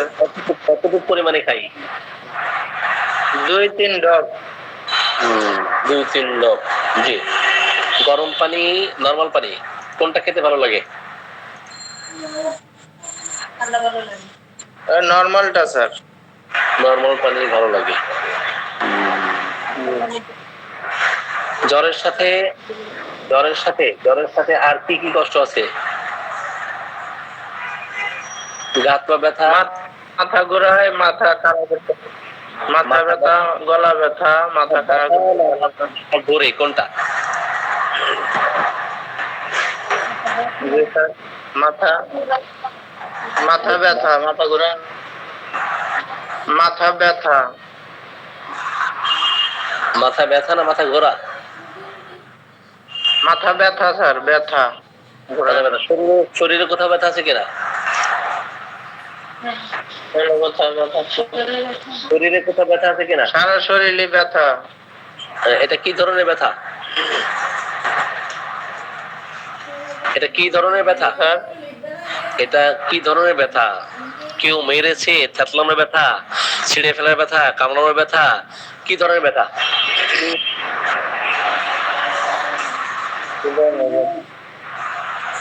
চাপ দিলে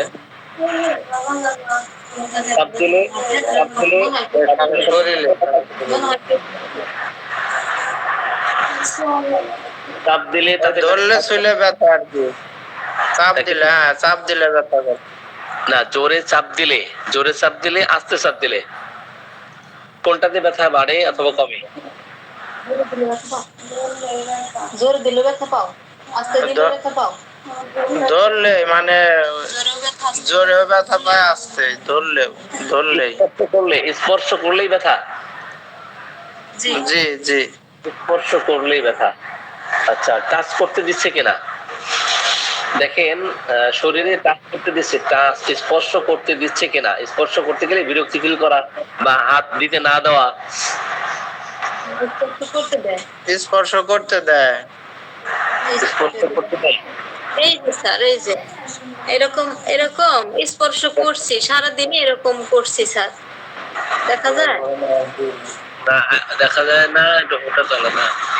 ভিডিওটা সামনে রাখেন, সামনে রাখেন। একটু বসে, একটু বসে ধরে রাখেন। জি, এই যে স্যার, এই যে এরকম সারাদিন এরকম করছি, তেল পানি একটু দিয়ে দিছি, কিন্তু ব্যথা পায়। এমনি শরীরে যে ব্যথা, শরীরে যে ব্যথা, সেখানে কেউ হাত দিলে অথবা কেউ তার কাছে আসলে উনি কি করে? কিছু বলে না স্যার, কিছু বলে না, হাত দিতে দেয়। আচ্ছা, ঠিক আছে, ওকে। শরীরে ঘাম কেমন? ঘাম নাই স্যার, ঘাম একেবারে নাই। ঘাম একেবারে নাই সেবার। আর আমি কালকে যখন দেখছিলাম জ্বর ছিল, কিংবা আজকেও সকালে যখন দেখছি কুকুরকুণ্ডলীর মতো ঘুষিয়ে শুয়েছিল স্যার। আমরা হ্যাঁ দেখি, আমরা সেগুলো নিব। হ্যাঁ নিব। ঘাম একেবারে নাই। ঘাম একেবারে হয় নাই। না, জ্বর ছুটলে তখন হয়তো, আর এখন কোনো জ্বরই নাই স্যার গায়ে। 95, সরি, এখন কোনো জ্বর নাই। হসপিটাল থেকে আসার পর থেকে কোনো জ্বর নাই, দুর্বল। 95 ডিগ্রি আছে তাপমাত্রা। আর আগে যখন জ্বর ছুটে যেত তখন হলো ঘাম ছিল স্যার। অ্যালোপ্যাথিক ওষুধ খাওয়ার কারণে এখন হয়তো অবদমিত হয়ে আছে, সাবটেস্ট হয়ে আছে, এটা আবার দেখা দিবে। যাই হোক, জি স্যার, জি, এখন একেবারে নড়াচড়া করতে পারছে না, তাই না? না, কষ্ট হচ্ছে, দুর্বলতার কারণে। হ্যাঁ, তবে একলা একটু হাঁটতে চায়, কিন্তু আমরা ধরি, যদি পড়ে যায় আমরা ভয় পাই, ধরি। কাউকে বলে না যে আমাকে ধরে কথা বলেন না প্লিজ, আপনি কথা বলেন না। রোগীর ইয়ে আছে, আত্মীয় আছে, তার কাছে দেন। এই ভাই, রেস্ট থাকলে যদি বিশ্রামে থাকে ওই ক্ষেত্রে ভালো লাগে না এপাশ ওপাশ ছটফট করে, কি করে? ঘুমানোর সময় ছটফট করো, এপাশ ওপাশ করো, ছটফট করো তুমি। স্যার বেশি আমার কথা বলতে নিষেধ করছে আমাকে, আপনাদের তথ্য দিতে বলছে। হ্যাঁ বলো। বলছি যে ছটফট করে না চুপচাপ থাকে, কি করে? ছটফটি করে, একটু অস্থির অস্থির ভাব, অস্থির। এপাশ ওপাশ করে, এপাশ ওপাশ করে। এপাশ ওপাশ করে অস্থির, এপাশ ওপাশ করে অস্থির, তাই না? এটা কি সারা রাত ঘুমায় না, শুধু এপাশ ওপাশ করে, তাই না? ঘুমায় আবার এপাশ ওপাশ করে, এপাশ ওপাশ করে। এবং ওনাকে যদি হাঁটান, ধরে ধরে হাঁটান, ওই ক্ষেত্রে ভালো লাগে না আরো খারাপ লাগে, কষ্ট হয়? 2-3 দিন ধরে তো হাঁটতেই পারে না, উঠতে তো পারে না। শরীর দুর্বলতার কারণে তো এটা হচ্ছে। ফ্যানের বাতাস পছন্দ না পছন্দ? ফ্যানের বাতাস পছন্দ না, ভালো লাগে না, ঠান্ডা লাগে। আর ওর প্রেশার অনেক লো। কত? এটা হলো 60/80 না, উপরে 80 নিচে 60, এমনি লোই থাকে। তারপরে আজকে একবার বেশি লো, মাথায় পানি টানি ঢালা হয়েছে। তারপরে আবার আপনার আনারস খাওয়ানো হয়েছে তো চিপড়ে অনেক। জি জি জি, ওকে। আপনার প্রস্তাব পায়খানা সব প্রস্তাব প্রস্রাব পায়খানা পায়খানা কি স্বাভাবিক না? প্রস্রাব পায়খানা সব মোটামুটি স্বাভাবিক। প্রস্তাব পায়খানা স্বাভাবিক। উনি ভুল বকতেছে কিনা, ঘুমের মধ্যে ভুল বকে কিনা? ঘুমের মধ্যে না? জি না না না, ওই যে মাঝে মধ্যে এর আগে আর কি স্বপ্নে ভয় টয় পাইতো, ছিটকে উঠতো। এখন এখন না, এটা ওই আগে দেখছি আর কি, অনেক আগে এরকম ছিল। জি জি জি। আমার পেট ফাঁপা আছে কিনা দেখেন তো, পেট ফাঁপা আছে? পেট ফাঁপা কত বলে নাই আর কি, তবে ওর গ্যাস্ট্রিক আছে, গ্যাসের ওষুধ দেখছি 2-3 দিন আগে খাইছে। পায়খানা বসা সবাই পায়খানা তো সমস্যা নাই তাই না? না জি জি।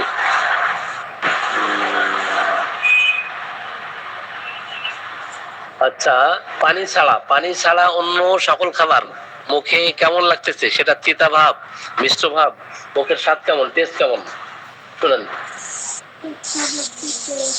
তিতা লাগতেছে। তিতা লাগতেছে, টেস্ট বিটার, ফেভার ডিউরিং। কিন্তু পানি খাইলে এই তিতা ভাব কমে না, বাড়ে?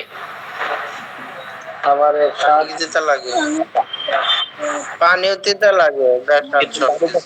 পানি যখন খাই তখন কি তিতা ভাব কমে কিনা? এখন আপনি একটু পানি খাওয়ান, এখন পরীক্ষা করান। পানি খাইলে কিন্তু আমার না পারে, এখনই খাওয়ান পানি। এখন যেহেতু মুখে যদি তিতা ভাব থাকে, তিতা বোধ থাকে, পানি খাওয়ালে বোঝা যাবে এখন তিতা ভাব আছে কি নাই। যদি কমে তাহলে মেডিসিন অলরেডি এখনই বলে দিব। জি, এখনই পানি খাওয়ান। পানি খাওয়ানোতে তিতা ভাব কমছে না বাড়ছে? পানি তো খাইলো, কি তিতা ভাব কমে না পারে? তিতা নাই বলতেছে। ফাইন, একটা সিমটম পাইলেন। তাহলে মুখের যে স্বাদ, তিতা ভাব, ড্রিঙ্কিং আফটার অ্যামিলোরেশন, তাহলে পানি শুধু খাইলে তিতা ভাব কমছে, আর অন্য সকল খাবার তিতা বোধ মনে হচ্ছে, তাই না? জি জি, ওকে ফাইন। আমরা মেডিসিন পেয়ে গেছি। হ্যাঁ, আমি স্ক্রিন শেয়ার করেছি, দেখতে পাচ্ছেন আপনারা?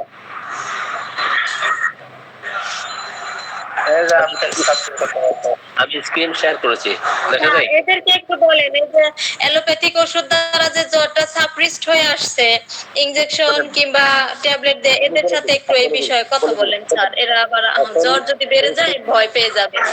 ওষুধ খাওয়া এবং পথ্যাপথ্যের যে বিষয়গুলো একটু বলে দেব।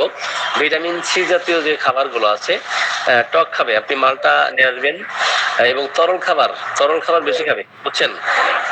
ডাবের পানি, ডাব আনছেন কিনা? যেহেতু প্লাটিলেট কমে গেছে।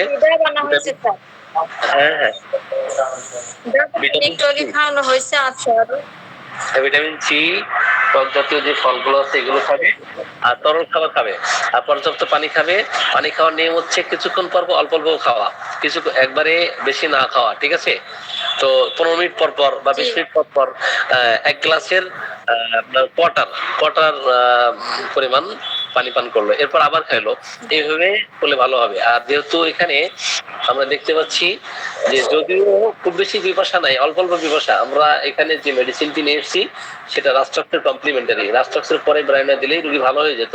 তো আপনি আর্সেনিক দিয়ে ওই সময় ঠিক করেন নাই, তো হ্যাঁ স্ক্রিনশট দেন। না, ওটা হলো ওই যে জ্বরের কারণে স্যার স্কিন ভাসে নাই, শুধু আপনাকে দেখা যাচ্ছে। স্ক্রিনশট ভিজার লক্ষণ ছিল স্যার। স্যার আসে নাই, স্ক্রিন দেখা যায়? কি দেখা যায় স্যার? না স্যার, শুধু আপনার ঠিক দেখা যাচ্ছে। চলে গেছে, আবার আওয়াজ চলে গেছে, দাঁড়ান একটু। একটু স্ক্রিন আছে তো, স্ক্রিনশট কে বলে চলে গেছে, এই এখন গেল। জি, আমি আবার স্টপ করে দিয়ে নতুন করে শেয়ার দিচ্ছি। জি আমি আবার স্যার এদের যে জ্বরটা সাপ্রেস হয়েছে এই বিষয়ে একটু দুলাভাইয়ের সাথে স্যার কথা বলেন। হ্যাঁ তো ভাই ওষুধ দিলে জ্বরটা ব্যাক করতে পারে, হ্যাঁ তো ওষুধ দিলে জ্বর ব্যাক করতে পারে, আপনি ভয় পাবেন না। আর শরীর ঘাম দিয়েই দেখবেন যে জ্বর ছেড়ে যাবে ইনশাল্লাহ। আর আরেকটা হচ্ছে এই জ্বরটা 5-7 ঘন্টা বেশি থাকতে পারে, আবার মাঝে মাঝে যদি আপ ডাউন করে সেই ক্ষেত্রে আপনি আরেকটা মেডিসিন ওনাকে দিয়ে আসবেন, অ্যান্টিসেপটিক মেডিসিন সালফার দিয়ে রাখবেন, ঠিক আছে? তো এখনই মিনিট বা আধা ঘন্টা পর পর আপনি ব্রায়োনিয়া এখনই 4-5 বার দিয়ে দেন। আধা ঘন্টা পর পর উনি ঘুমিয়ে গেলে আর ডাকার দরকার নাই। যদি 1 ডোজ দেওয়ার পর ঘুমিয়ে যায় ওনাকে ডাকার প্রয়োজন নাই। 2 ডোজ দেওয়ার পরে ঘুমিয়ে গেলে ডাকার প্রয়োজন নাই। তো এইভাবে 20 মিনিট বা 30 মিনিট পর পর মেডিসিন দিয়ে দিবেন। আর ঘুমিয়ে গেলে 1-2 বার দিলে যদি ঘুমিয়ে যায় আর দরকার লাগবে না। এবং কালকে সকালে 8 ডোজ পাওয়ার আপনি 3 বা পাওয়ার কত দিব? 3 দেন 50 দিব। আর কালকে সকালে কি বললেন স্যার বুঝি নাই। আজকে 3-4 বার দিয়ে কালকে কি অবস্থা জানাবেন, তারপরে ভিত্তি করে আপনার এর কথা বলে দিব আর কি। তো আশাবাদী ইনশাআল্লাহ রাতের মধ্যে জ্বর কমে যাবে। সকালে স্ক্রিন শেয়ার করেছি, আপনারা স্ক্রিনশট দেন, পাইছেন? আছে না স্যার? বুঝতেছে না, আবার শেয়ার করেছি।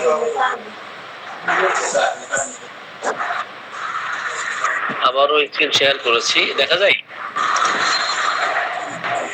না স্যার দেখা যায় না, শুধু পিক আসে, আপনার পিক আসে।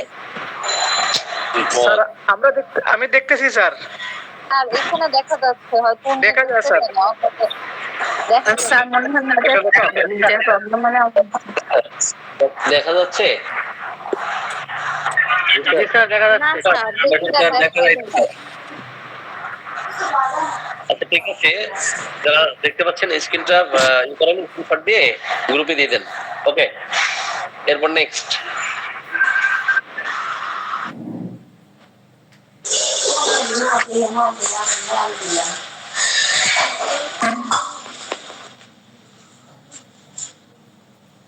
জি আমি তো দেখতে পাচ্ছি, যিনি দেখতে পাচ্ছেন না ওখানে ওনার সমস্যা, আপনি লিভ নিয়ে আবার ঢুকেন। হ্যাঁ তাহলে 1 থেকে 7 পর্যন্ত। হ্যাঁ এবং 7 থেকে 8 থেকে আপনার 10 পর্যন্ত। ওকে আপনি গ্রুপে দিয়ে দেন। হ্যাঁ তাহলে আমরা Bryonia next medicine sulphur antiseptic রাখবো।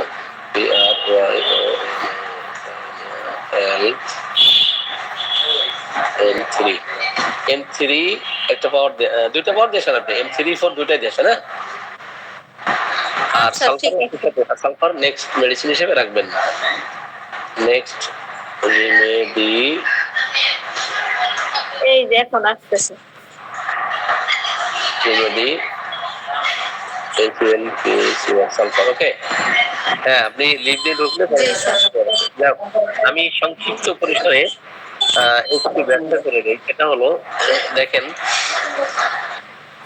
সংক্ষিপ্ত পরিসরে একটু ব্যাখ্যা করে দিই। জি ডেঙ্গু ফিভারের জন্য আমরা মার্ফি থেকে নিয়েছি। ওকে আচ্ছা আমরা একটু সাইড বাই সাইড যদি দেই, সাইড সেটাও সুবিধা হবে, ঠিক আছে? ডেঙ্গু ফিভার এখানে 4টা মেডিসিন আছে। 16টা মেডিসিনের মধ্যে সেকেন্ড গ্রেড। ওকে এরপরে স্টোমাক নাউজিয়া, আপনারা সকলেই মিউট রাখুন প্লিজ। জি মিউট রাখুন। এরপরে স্টোমাক নাউজিয়া ফিভার, মানে দেখেন জ্বরে যদি কারো বমি ভাব থাকে, সেই 66টা মেডিসিন, এর মধ্যে ব্রায়োনিয়া সেকেন্ড গ্রেড। এরপরে অল্প পরিমাণে পানি পান করে, আমরা শুধু জানতাম যে বেশি পরিমাণে অনেকক্ষণ পর পানি পান করে ব্রায়োনিয়া, কিন্তু অল্প পরিমাণে স্মল কোয়ান্টিটিজ, হ্যাঁ থার্স্ট স্মল কোয়ান্টিটিজ, এখানে থার্ড গ্রেড। এরপরে এক্সট্রিমিটিস পেইন ডিউরিং ফিভার, এখানে ফার্স্ট গ্রেড ব্রায়োনিয়া, এবং ঘাম একেবারেই নাই, রেসপিরেশন অ্যাবসেন্ট, এখানে first grade. Restlessness tossing about in bed. এখানে second grade Bryonia, cold air aggravation, ঠান্ডা বাতাস সহ্য করতে পারতেছে না, ব্রায়োনিয়া সেকেন্ড গ্রেড। এবং মুখের যে স্বাদ, বিটার টেস্ট ডিউরিং ফেভার, এখানে সেকেন্ড গ্রেড। এবং খাবারের স্বাদ, ফুড টেস্ট বিটার, সেখানে ফার্স্ট গ্রেড। এবং 10 নম্বর সিম্পটম যেটা টেস্ট বিটার, ড্রিঙ্কিং অ্যামিউলেশন। দেখেন এখানে দুইটা মাত্র মেডিসিন আছে, mouth taste bitter, drinking after amelioration, দুইটা মেডিসিন। একটা হচ্ছে ব্রায়োনিয়া, একটা সরিনাম। তো আপনি নেক্সট মেডিসিন হিসাবে সালফার এবং সরিনাম রাখবেন। ওকে, আমি বিষয়টা সংক্ষিপ্ত পরিসরে একটু ব্যাখ্যা করব। জি, আপনাদের বুঝতে কি কষ্ট হয়েছে? না স্যার, কেস টেকিংটা স্যার সুন্দর ছিল স্যার। এই রোগীটা প্রথমে স্যার যদি এলোপ্যাথি ওষুধ না খেতে তাহলে স্যার এই রোগীটার রাস্টক্সে অনেকটা করে ফেলতো, দিলেই চলে যেত। Bryonia complementary sir. রাস্টক্সের ক্রনিক হচ্ছিল স্যার ব্রায়োনিয়া কমপ্লিমেন্টারি। ঠিক আছে স্যার। ওকে, তো এরপরে সালফার সরিনাম ইয়েতে রাখেন, হ্যাঁ, PSORINAM। আচ্ছা, তো আমরা আজকে ডেঙ্গুর একজন পেশেন্ট এই যে আমরা গ্রুপে দেখলাম, যদি কারো কোনো কোশ্চেন থাকে একদম সংক্ষিপ্ত পরিসরে, একজন হাত তুলেছেন, আলামিন মৃধা ভাই। জি, আপনি কোশ্চেন করেন প্লিজ। আলামিন মৃধা ভাই, আপনি হাত উত্তোলন করেছেন। ও নামাই ফেলতে। আসসালামু আলাইকুম। জি, বিষয় হচ্ছে ওই আমার একটু জানার ছিল, প্রশ্ন করবেন না? জি জি অবশ্যই। ডেঙ্গু মূলত কি কারণে হয়, এটা কি? ডেঙ্গু তো ভাইরাস জনিত কারণে হতে পারে। একটা কল আসছে, একটু এডিস মশার কামড়ের জন্য হয়। হ্যালো, মশার মধ্যে যদি এডিস ইয়েটা থাকে, এডিস মশার, জি জি জি। না না, এডিস মশা কামড়াইলো আমাকে, ঠিক আছে, কিন্তু আমার ভাইটাল ফোর্স যদি স্ট্রং থাকে সেক্ষেত্রে কি আমার জ্বর আসবে? আমি কি ডেঙ্গুতে আক্রান্ত হব? আমার কোশ্চেন রইলো। একটা করে আসি আমরা। আমাকে শোনা যাচ্ছে? জি জি শোনা যাচ্ছে স্যার। আমি বলি, আমি তো মানে অন্য প্রসঙ্গে গেলে অনেক দূরে চলে যাবে। আমি যে কারণে প্রশ্নটা করেছি সেটা হচ্ছে যে যেহেতু আমরা সাধারণত জানি যে আমাদের মশা যদি কাউকে হুল ফোটায়, সেক্ষেত্রে দেখা যাচ্ছে যে ডেঙ্গু হতে পারে, আমরা ধরে নিলাম মশা থেকে আমাদের এসছে। তাহলে আমরা কারণ ভিত্তিক যে ট্রিটমেন্ট গুলো দিই, যেরকম আঘাতের কারণে যদি আর্নিকা হয়, বা হচ্ছে ওই স্যাঁতসেঁতে বা ভেজা আবহাওয়ায় থাকার কারণে যদি রাস্টক্স বা ন্যাট্রাম সালফ হয়, বা মাথার পেছনে আঘাত লাগার কারণে ন্যাট্রাম সালফ হয়, বা এরকম যে কারণগুলো আছে, তো ভয় পাওয়ার কারণে যেরকম অ্যাকোনাইট বা আদার্স ওষুধগুলো আছে, তা মশা বা কীট পতঙ্গ কামড়ালে কেন লিডাম্পাল আমরা দিব না এখানে? ওকে, ফাইন। এখন আমরা যদিও ডেঙ্গুর হিস্ট্রি যতটুকু আমরা জানি যে এডিস মশা বাহিত কারণে, এডিস মশার কারণেই কিন্তু ডেঙ্গু হতে পারে। তো এই মশা ডেঙ্গু ভাইরাস কি বহন করে নিয়ে বেড়ায়। তো যাদেরকে দেখেন, যাদের কামড়াই তারা যে আক্রান্ত হবে এমন না, যাদের কামড়াই সকলে যে আক্রান্ত হবে এমন না, যাদের মধ্যে সাসেপ্টিবিলিটি আছে তাদের সম্ভাবনা বেশি। এটা ব্যাখ্যা বিশ্লেষণ অনেক আছে, সেদিকে আমরা না যাই।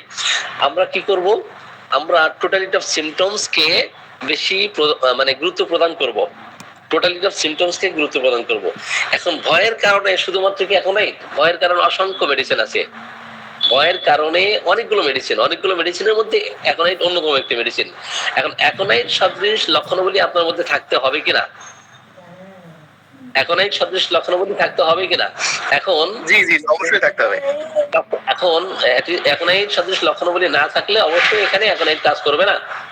অনুরূপ ভাবে আমরা রোগীর টোটাল সিমটমকে গুরুত্ব প্রদান করেছি। তো গুরুত্ব প্রদান করে সেটা কি পেয়েছি, যে এখানে ব্রায়োনিয়ার বেশি লক্ষণগুলি পাওয়া গেছে।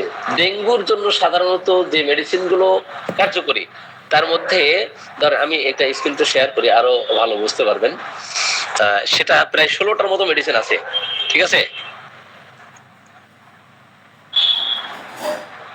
আঘাতজনিত শুধু কি আর্নিকা, অসংখ্য মেডিসিন কিন্তু আমরা রেপার্টরিতে দেখি। যেমন ডেঙ্গু ফিভার, এটা আমি মারফি থেকে নিয়েছি। তো প্রথমেই ইফিডিনাম পারফোর কথা বলা আছে, অ্যাকোনাইটের কথা বলা আছে, প্রায়নের কথা বলা আছে, রাস্টক্স সহ অনেকগুলো মেডিসিন। এর মধ্যে থেকে প্রায়োনিয়ার লক্ষণগুলো বেশি বিদ্যমান আছে, বিরাজিত আছে। দেখেন যে লক্ষণগুলো নিয়েছি এগুলো কিন্তু হুবহু প্রায়োনিয়ার সিমটম। অন্য কোনো মেডিসিনের সিমটম থাকলেও আমরা সেখানে দেখেছি লক্ষণের গুরুত্ব ক্রমানুসারে প্রায়োনিয়ারকে আমরা বেশি প্রাধান্য দেখতে পাচ্ছি, প্রমিনেন্ট করলে। তো ওই জায়গা থেকে প্রায়োনিয়া। এখন যদি কারণ ভিত্তিক আমরা চিন্তা করি যে মশাই কামড়ালে আসলে এটা মশার কারণে হয়েছে না আসলে প্রাকৃতিক আরো যে অন্যান্য কারণগুলো আছে সেটার কারণে হয়েছে, আপনি কিভাবে আইডেন্টিফাই করলেন যে মশার কারণেই এই ডেঙ্গু হয়েছে? এখন যদিও একটা নির্দিষ্ট মানে জিনিসের দিকে আমরা ঝুঁকে পড়তেছি যে না আসলে এটা এই কারণে জ্বর হয়েছে, এখন তাদের বক্তব্য প্লাটিলেট কম, কিন্তু অনেক কারণে কি হতে পারে, শুধু কি ডেঙ্গু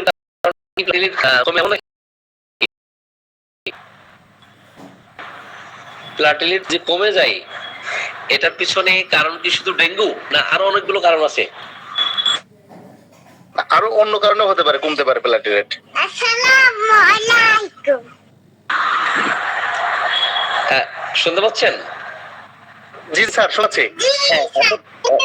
ডেঙ্গু জ্বরে আক্রান্ত হওয়ার পিছনে যে কারণটা আমরা ধরি সেটা হচ্ছে প্লাটিলেট কমে যেতে পারে। আর মশাবাহিত মশার কারণে, এডিস মশার কারণে ডেঙ্গু হয়। কিন্তু এই জ্বরটা কারণে প্লাটিলেট যে কমে গেছে, এর ফলে আমরা কি ডেঙ্গুকেই কি ফাইন্ড আউট করব না আসলে অন্য কারণেও প্লাটিলেট কমে যেতে পারে? অন্য কারণে প্লাটিলেট কমে যেতে পারে।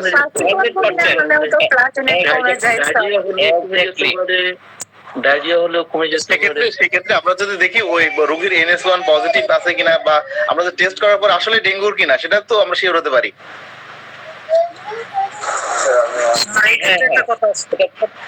সেটা তো অবশ্যই। প্লাটিলেট যে কমে কোনো কারণে কমে, কোনো রেকর্ড আছে কিনা? হ্যাঁ আছে। আর প্লাটিলেট কমে যাওয়ার পিছনে অনেকগুলো কারণ থাকতে পারে, ঠিক আছে, অনেকগুলো কারণ থাকতে পারে। তার মধ্যে হতে পারে আপনার বিভিন্ন ধরনের যে ভাইরাস জনিত যে সমস্ত জ্বর, ঠিক আছে, তো সেটা ডেঙ্গু হতে পারে, কোভিড-19 হতে পারেন, অথবা হেপাটাইটিস বি এর কারণে আপনার প্লাটিলেট কমে যেতে পারে, ইনফেকশনের কারণে প্লাটিলেট কমে যেতে পারে, বিভিন্ন কারণ আছে। এখন এই কারণ শুধু ডেঙ্গু না, তাই না? এই কারণ কি ডেঙ্গু নাকি শুধু?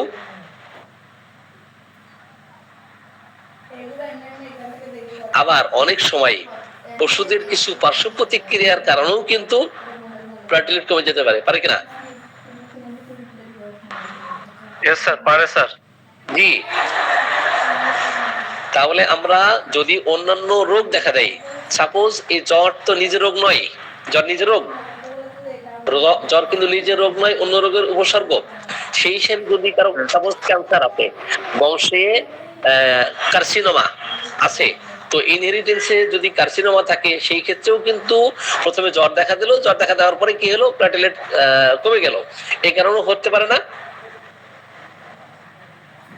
ঘটতে পারে। যারা অতিরিক্ত মদ পান করে এরা বিভিন্ন ধরনের লিভারের সমস্যায় সাফার করতে পারে, তো এদেরও কিন্তু প্লাটিলেট কমে যেতে পারে না? যদি প্রেগন্যান্সি চলাকালীন সময়ে এই সময় কিন্তু প্লাটিলেট কমে যেতে পারে না? তো যাই হোক, আমরা ওদিকে না যাই। প্লাটিলেট কমে যাওয়ার অনেকগুলো কারণ থাকে, তো তার মধ্যে ডেঙ্গুতে আক্রান্ত হওয়া একটি কারণ। ওদিকে না যাই, আমরা যখন total রোগীটাকে treat the patient but not the disease, treat the patient wholly but not partly, this is the system of homeopathy. We have to collect the totality of symptom, তাই না? এরপরে আপনি ওয়েল সিলেক্টেড রেমেডি দিবেন, you give, then you give well selected remedy. আপনি যদি 8 নম্বর সূত্রের ব্যাখ্যা অর্গাননের 8 নম্বর সূত্রের ব্যাখ্যা সেখানে যাই, আপনার এখানে ডাক্তার হিউফল্যান্ড জড়তত্ত্ব বিজ্ঞানী, উনি কিন্তু তৎকালীন সময়ে প্রতিবাদের ঝড় তুলেছিলেন, বলেছিলেন রোগীর মধ্যে লক্ষণ না থাকলেও রোগ কিন্তু ভিতরে বাসা বেঁধে থাকে। তদুত্তরে মুআত্তাজ সামিল হারিম্যান কি বলেছিলেন, যে রোগীর লক্ষণ চলে গেলে রোগীর নির্মল আরোগ্য ব্যতীত আর কিছুই থাকতে পারে না। সেটা কিভাবে? যদি তার সামনে একটা দর্পণ ধারণ করা হয়, আয়না ধারণ করা হয়, তার চেহারা দেখা যাবে। ওই দর্পণ বা আয়নাটা সামনে থেকে সরিয়ে ফেললে তার চেহারা দেখা যাবে না, এটাই স্বাভাবিক। অনুরূপ ভাবে রোগীর মধ্যে যদি কোনো সমস্যা সৃষ্টি হয়, জীবনী শক্তি, এটা হলো জীবনী শক্তির কাজ। জীবনী শক্তি লক্ষণ কি করবে? সে বিকাশ করবে, লক্ষণ সে আকারে দেখা দিবে। তো জীবনী শক্তির কাজ হচ্ছে এই সমস্ত লক্ষণ দূর করা, অস্বাভাবিক যে সমস্ত লক্ষণ আছে। আর অস্বাভাবিক লক্ষণ থাকার কারণেই কিন্তু এই ধরনের সমস্যা ক্রিয়েট করে। আর আক্রান্ত হয় জীবনী শক্তি, আমরা কাজ করবো জীবনী শক্তি নিয়ে। এখন রোগীর মধ্যে কি ভাইরাস আছে, এই ভাইরাস দেখার জন্য আমরা যদি শত পরীক্ষা নিরীক্ষার জন্য অবশ্যই আমাদের সেই প্যাথোলজিক্যাল নলেজ থাকতে হবে। কিন্তু ওটার উপর ডিপেন্ড করে কখনো হোমিওপ্যাথি চিকিৎসা করা যাবে না। অনেক সময় অনেক লক্ষণকেই প্যাথোলজিতে এগুলোর ব্যাখ্যা করা যায় না। সাবজেক্টিভ সিম্পটম কখনো রোগী ছাড়া পৃথিবীর কোনো ডিভাইস নাই সেটাকে ব্যাখ্যা বিশ্লেষণ করার ক্ষমতা। অনুরূপভাবে তাহলে আমরা লক্ষণকেই একমাত্র সামনে রেখে আমরা মেডিসিন সিলেকশন করব। আমি মনে হয় বিষয়টা বুঝাতে পেরেছি আলামিন মির্জা ভাই। জি জি, আলহামদুলিল্লাহ, অসংখ্য ধন্যবাদ sir, thank you. Okay, welcome. জি, আমরা হোমিওপ্যাথিক দৃষ্টিকোণ থেকে চিন্তা করব। আমরা যখন অ্যালোপ্যাথিক দৃষ্টিকোণ থেকে চিন্তা করব, হ্যাঁ, আপনি অ্যালোপ্যাথিক বিদ্যা জানা থাকলে আপনি প্র্যাকটিস অফ মেডিসিন যেটা আপনাকে পথ প্রদর্শন করবে, প্র্যাকটিস অফ মেডিসিন আপনি জানবেন, বাট আপনাকে সিলেকশন করতে হবে হোমিওপ্যাথিক মানে সিমটোমেটোলজি, সিমটোমেটিক্যালি আপনার চিকিৎসা দিতে হবে। আর সিমটম ছাড়া আমরা কখনোই পেশেন্টকে অন্যভাবে মূল্যায়ন করতে পারি না। ওকে, জি, ধন্যবাদ।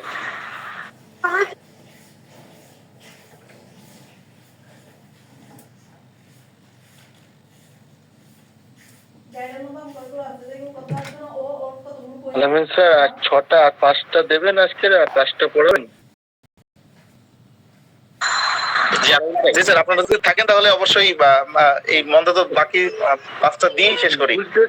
আর 5টা দিয়ে শেষ করেন, কেন কোর্সটা শেষ হয়ে যায়, আমাদেরও পড়া হয়ে অল্প সময়ের ভিতরেই আমরা এটা শেষ করে ফেলি তাহলে। হ্যাঁ, আমি তো 6টা বলে দিতে পারবো। জি জি, আমরা আশা করি সবাই 6টা বলে দিতে পারবো। আমি আবার স্ক্রিনটা শেয়ার করছি, একটু কাইন্ডলি আপনারা। কার্ডিওভাস্কুলার সিস্টেম এবার। জি জি, আপনারা কি আমার স্ক্রিনটা দেখা যাচ্ছে কিনা? বা কার্ডিওভাস্কুলার সিস্টেম দেখা যাচ্ছে, দু হাত উঁচু করেছে, দা কার্ডিওভাস্কুলার সিস্টেম, এটা ছিল আমাদের পানির লাইনের কাজ, তাই তো? হ্যাঁ, পানির লাইনের কাজ। এখন জি জি জি, পাইপের কাজ, পানির পাইপের কাজ, থ্যাংক ইউ। এখন পাইপের ভিতর দিয়ে যখন পানি যায়, অনেক সময় দেখা যায় যে বিভিন্ন জয়েন্ট থেকে পানি লিক আউট হওয়ার সম্ভাবনা থাকে, তাই না? ইয়েস, লিক হয়, তো পানি বের হয়ে যায়। তো সেই পানিটা আবার টেপ মেরে র্যাপিং করে দেওয়া হয়, সেখানে টেপ দেওয়া হয়, থ্রেড টেপ, বিভিন্ন ধরনের পুডিং ব্যবহার করা হয়। তো ঠিক এটার জন্য পানিটা আবার পুনরায় জায়গায় ফিরে যায়।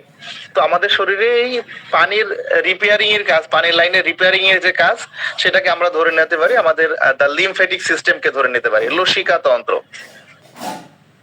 তাহলে 7 নম্বর যে সিস্টেমটা পেয়েছি সেটা হচ্ছে লিমফ্যাটিক সিস্টেম, লসিকা তন্ত্র।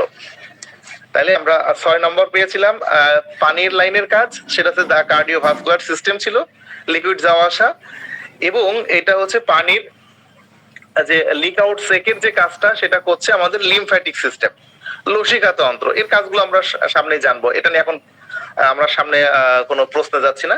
তাহলে 7 নম্বর সিস্টেমটা আমরা উচ্চারণ করতে পারছি কিনা? লিমফ্যাটিক তন্ত্র, লিমফ্যাটিক সিস্টেম, মানে লিমফ্যাটিক সিস্টেম, লসিকা তন্ত্র, থ্যাংক ইউ, অসংখ্য ধন্যবাদ। তাহলে এটা পানির চেক আউট করছে, ঠিক আছে। এরপর দেখা যাচ্ছে আমাদের তাহলে কি হলো, ঘরের আমরা প্রথমে মাপযোগের কাজ করেছিলাম, একদম বাইরে থেকে কতটুকু এরিয়া নিয়ে আমার ঘরটা হচ্ছে। এরপর রড টড দিয়ে আমরা একটা কাঠামো দাঁড় করিয়েছিলাম, যেটা ছিল স্কেলেটাল সিস্টেম। এরপর আমরা আমাদের ঘরের মাসেল গেঁথেছিলাম বিভিন্ন ইট বালু সিমেন্ট দিয়ে, সেটা আমাদের ছিল হচ্ছে মাস্কুলার সিস্টেম। এরপরে আমরা 4 নম্বর যেটা করেছিলাম ওয়াল গাঁথার পরে আমরা ওয়ারিং এর কেবল টেনেছিলাম, সেটা ছিল নার্ভাস সিস্টেম, আমাদের স্নায়ু ছিল সেখানে।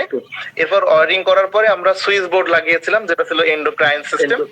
এরপরে আমরা আমাদের ঘরকে আমরা পানির লাইনের কাজ করেছিলাম যেটা ছিল হচ্ছে আমাদের কার্ডিওভাস্কুলার সিস্টেম। এবং 7 নম্বরে ছিল পানির লাইনে কোনো জায়গায় লিক আছে কিনা, লিকেজ গুলো দেখার কাজ করছিলাম আমাদের লিম্ফ্যাটিক সিস্টেম দিয়ে। তাহলে পানির লাইন হয়ে গেল ঘরের, মোটামুটি বেশ অনেক দূর কাজ এগিয়ে গেছে, ঘরের থাকার পরিবেশ প্রায় হয়ে গেছে। এরপর 3টে আছে, জানালা দরজার কাজ করতে হবে, একটু বাতাস যাওয়া আসার তো দরকার ঘরের ভিতরে, তাই না? একটা ঘর যখন করব ঠিকঠাক মতো বাতাস আলো বাতাস যাওয়ার জন্য আমাদের যে বাতাস যাওয়া আসার জন্য আমাদের শরীরের ভিতরে যে সিস্টেমটা কাজ করছে তার নাম হচ্ছে দা রেসপিরেটরি সিস্টেম। এটা আমাদের জানালা দরজার কাজটা আপাতত ধরি রুমের, ঠিক আছে, বাতাস যাওয়া আসার জন্য। তাহলে 8 নম্বরটা পেয়েছি আমরা দা রেসপিরেটরি সিস্টেম।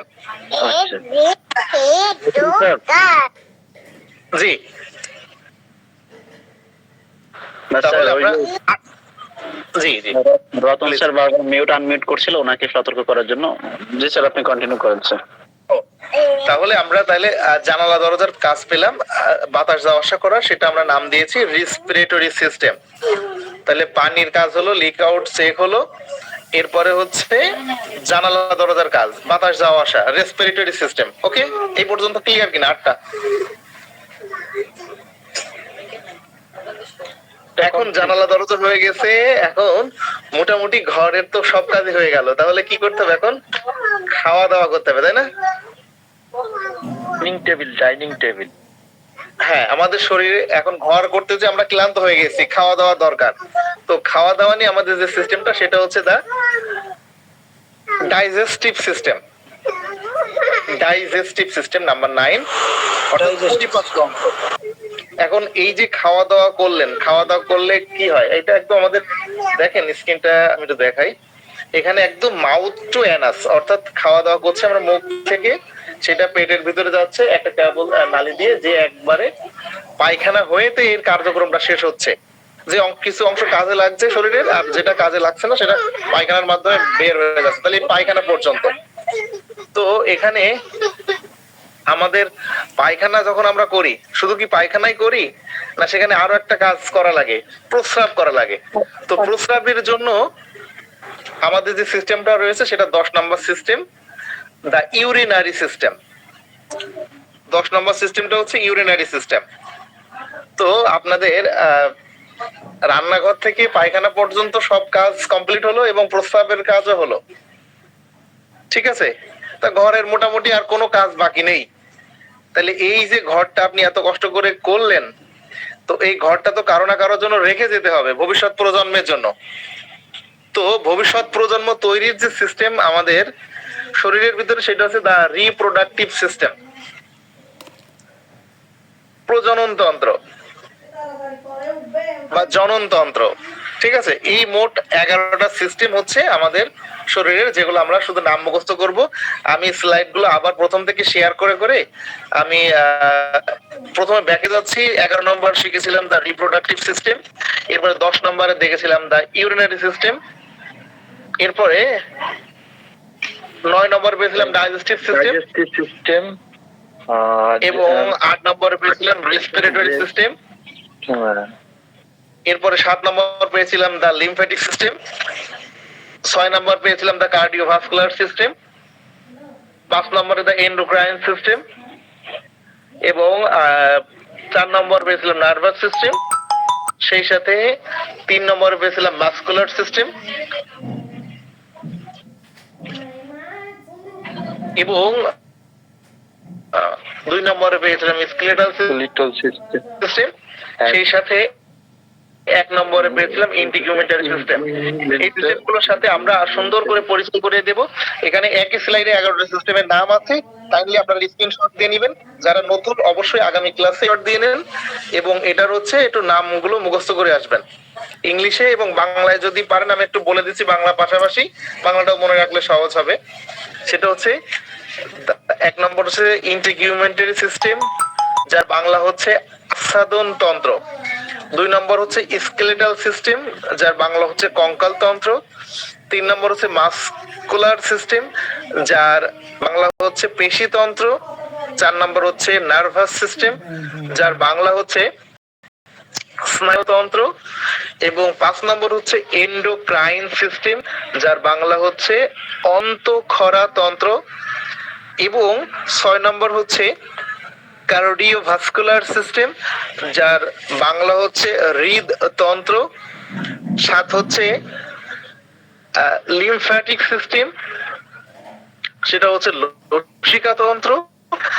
রেসপিরেটরি সিস্টেম, যার বাংলা হচ্ছে শ্বাস প্রশ্বাস তন্ত্র। এরপরে ডাইজেস্টিভ সিস্টেম, পরিপাকতন্ত্র। এরপর ইউরিনারি সিস্টেম, মূত্র সংবহন তন্ত্র।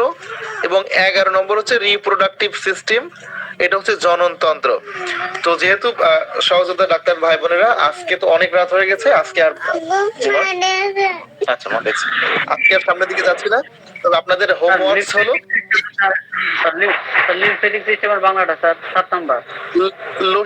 লসিকা তন্ত্র। শিখাও না দোকানে দাঁড়িয়ে, সেই মনে করলে হবে লসিকা। লস্যি খাওয়ার সময় মনে পড়লো লসিকা তন্ত্র। জি জি, থ্যাংক ইউ। যদি এই আজকে যতটুকু আমরা আলোচনা করলাম এর ভিতরে যদি কোনো প্রশ্ন থাকে জানা অজানা, একটু কাইন্ডলি 2-1 মিনিট করতে পারেন। স্যার সবার লাস্টেরটার অর্থটা বলে দেন। রিপ্রোডাক্টিভ সিস্টেম, রিপ্রোডাক্টিভ জননতন্ত্র। হ্যাঁ, জননতন্ত্র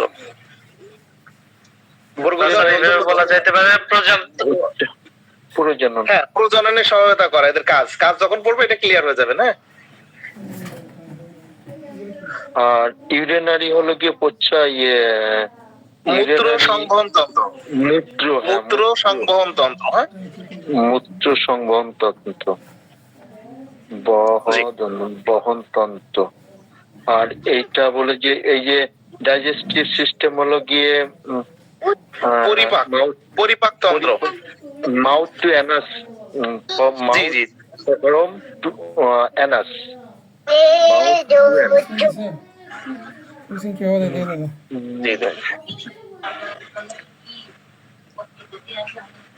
তো ঠিক আছে, তো আল্লাহ সবাইকে ভালো রাখুক আর সুস্থ রাখুক। আগামী দিন অবশ্যই এই 11টা সিস্টেম পড়ে আসবেন, সেই প্রত্যাশায় আজকের মতো এখান থেকে বিদায় নিচ্ছি। আসসালামু আলাইকুম ওয়া রাহমাতুল্লাহ। কিন্তু মানে ওরকম দিয়েছে চামটা মনে ছিল না, মনে ছিল।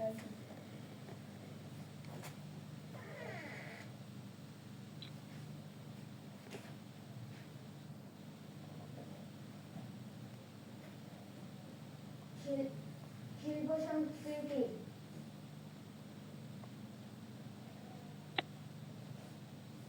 পঞ্চাশ পৃষ্ঠা।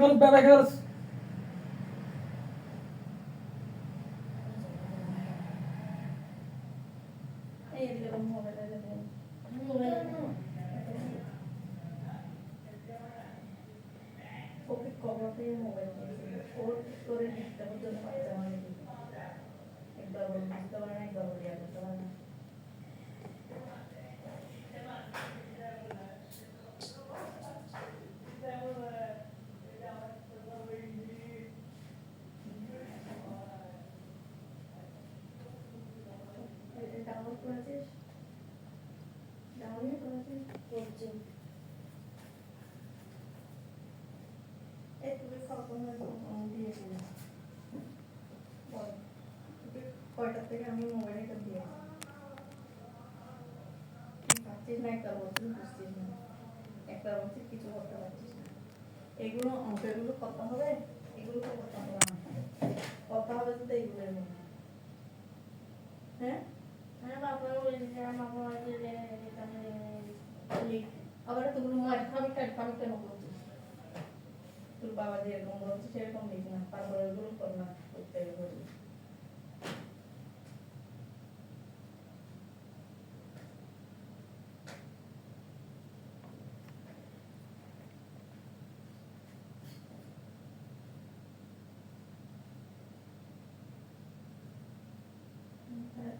কোনো উত্তর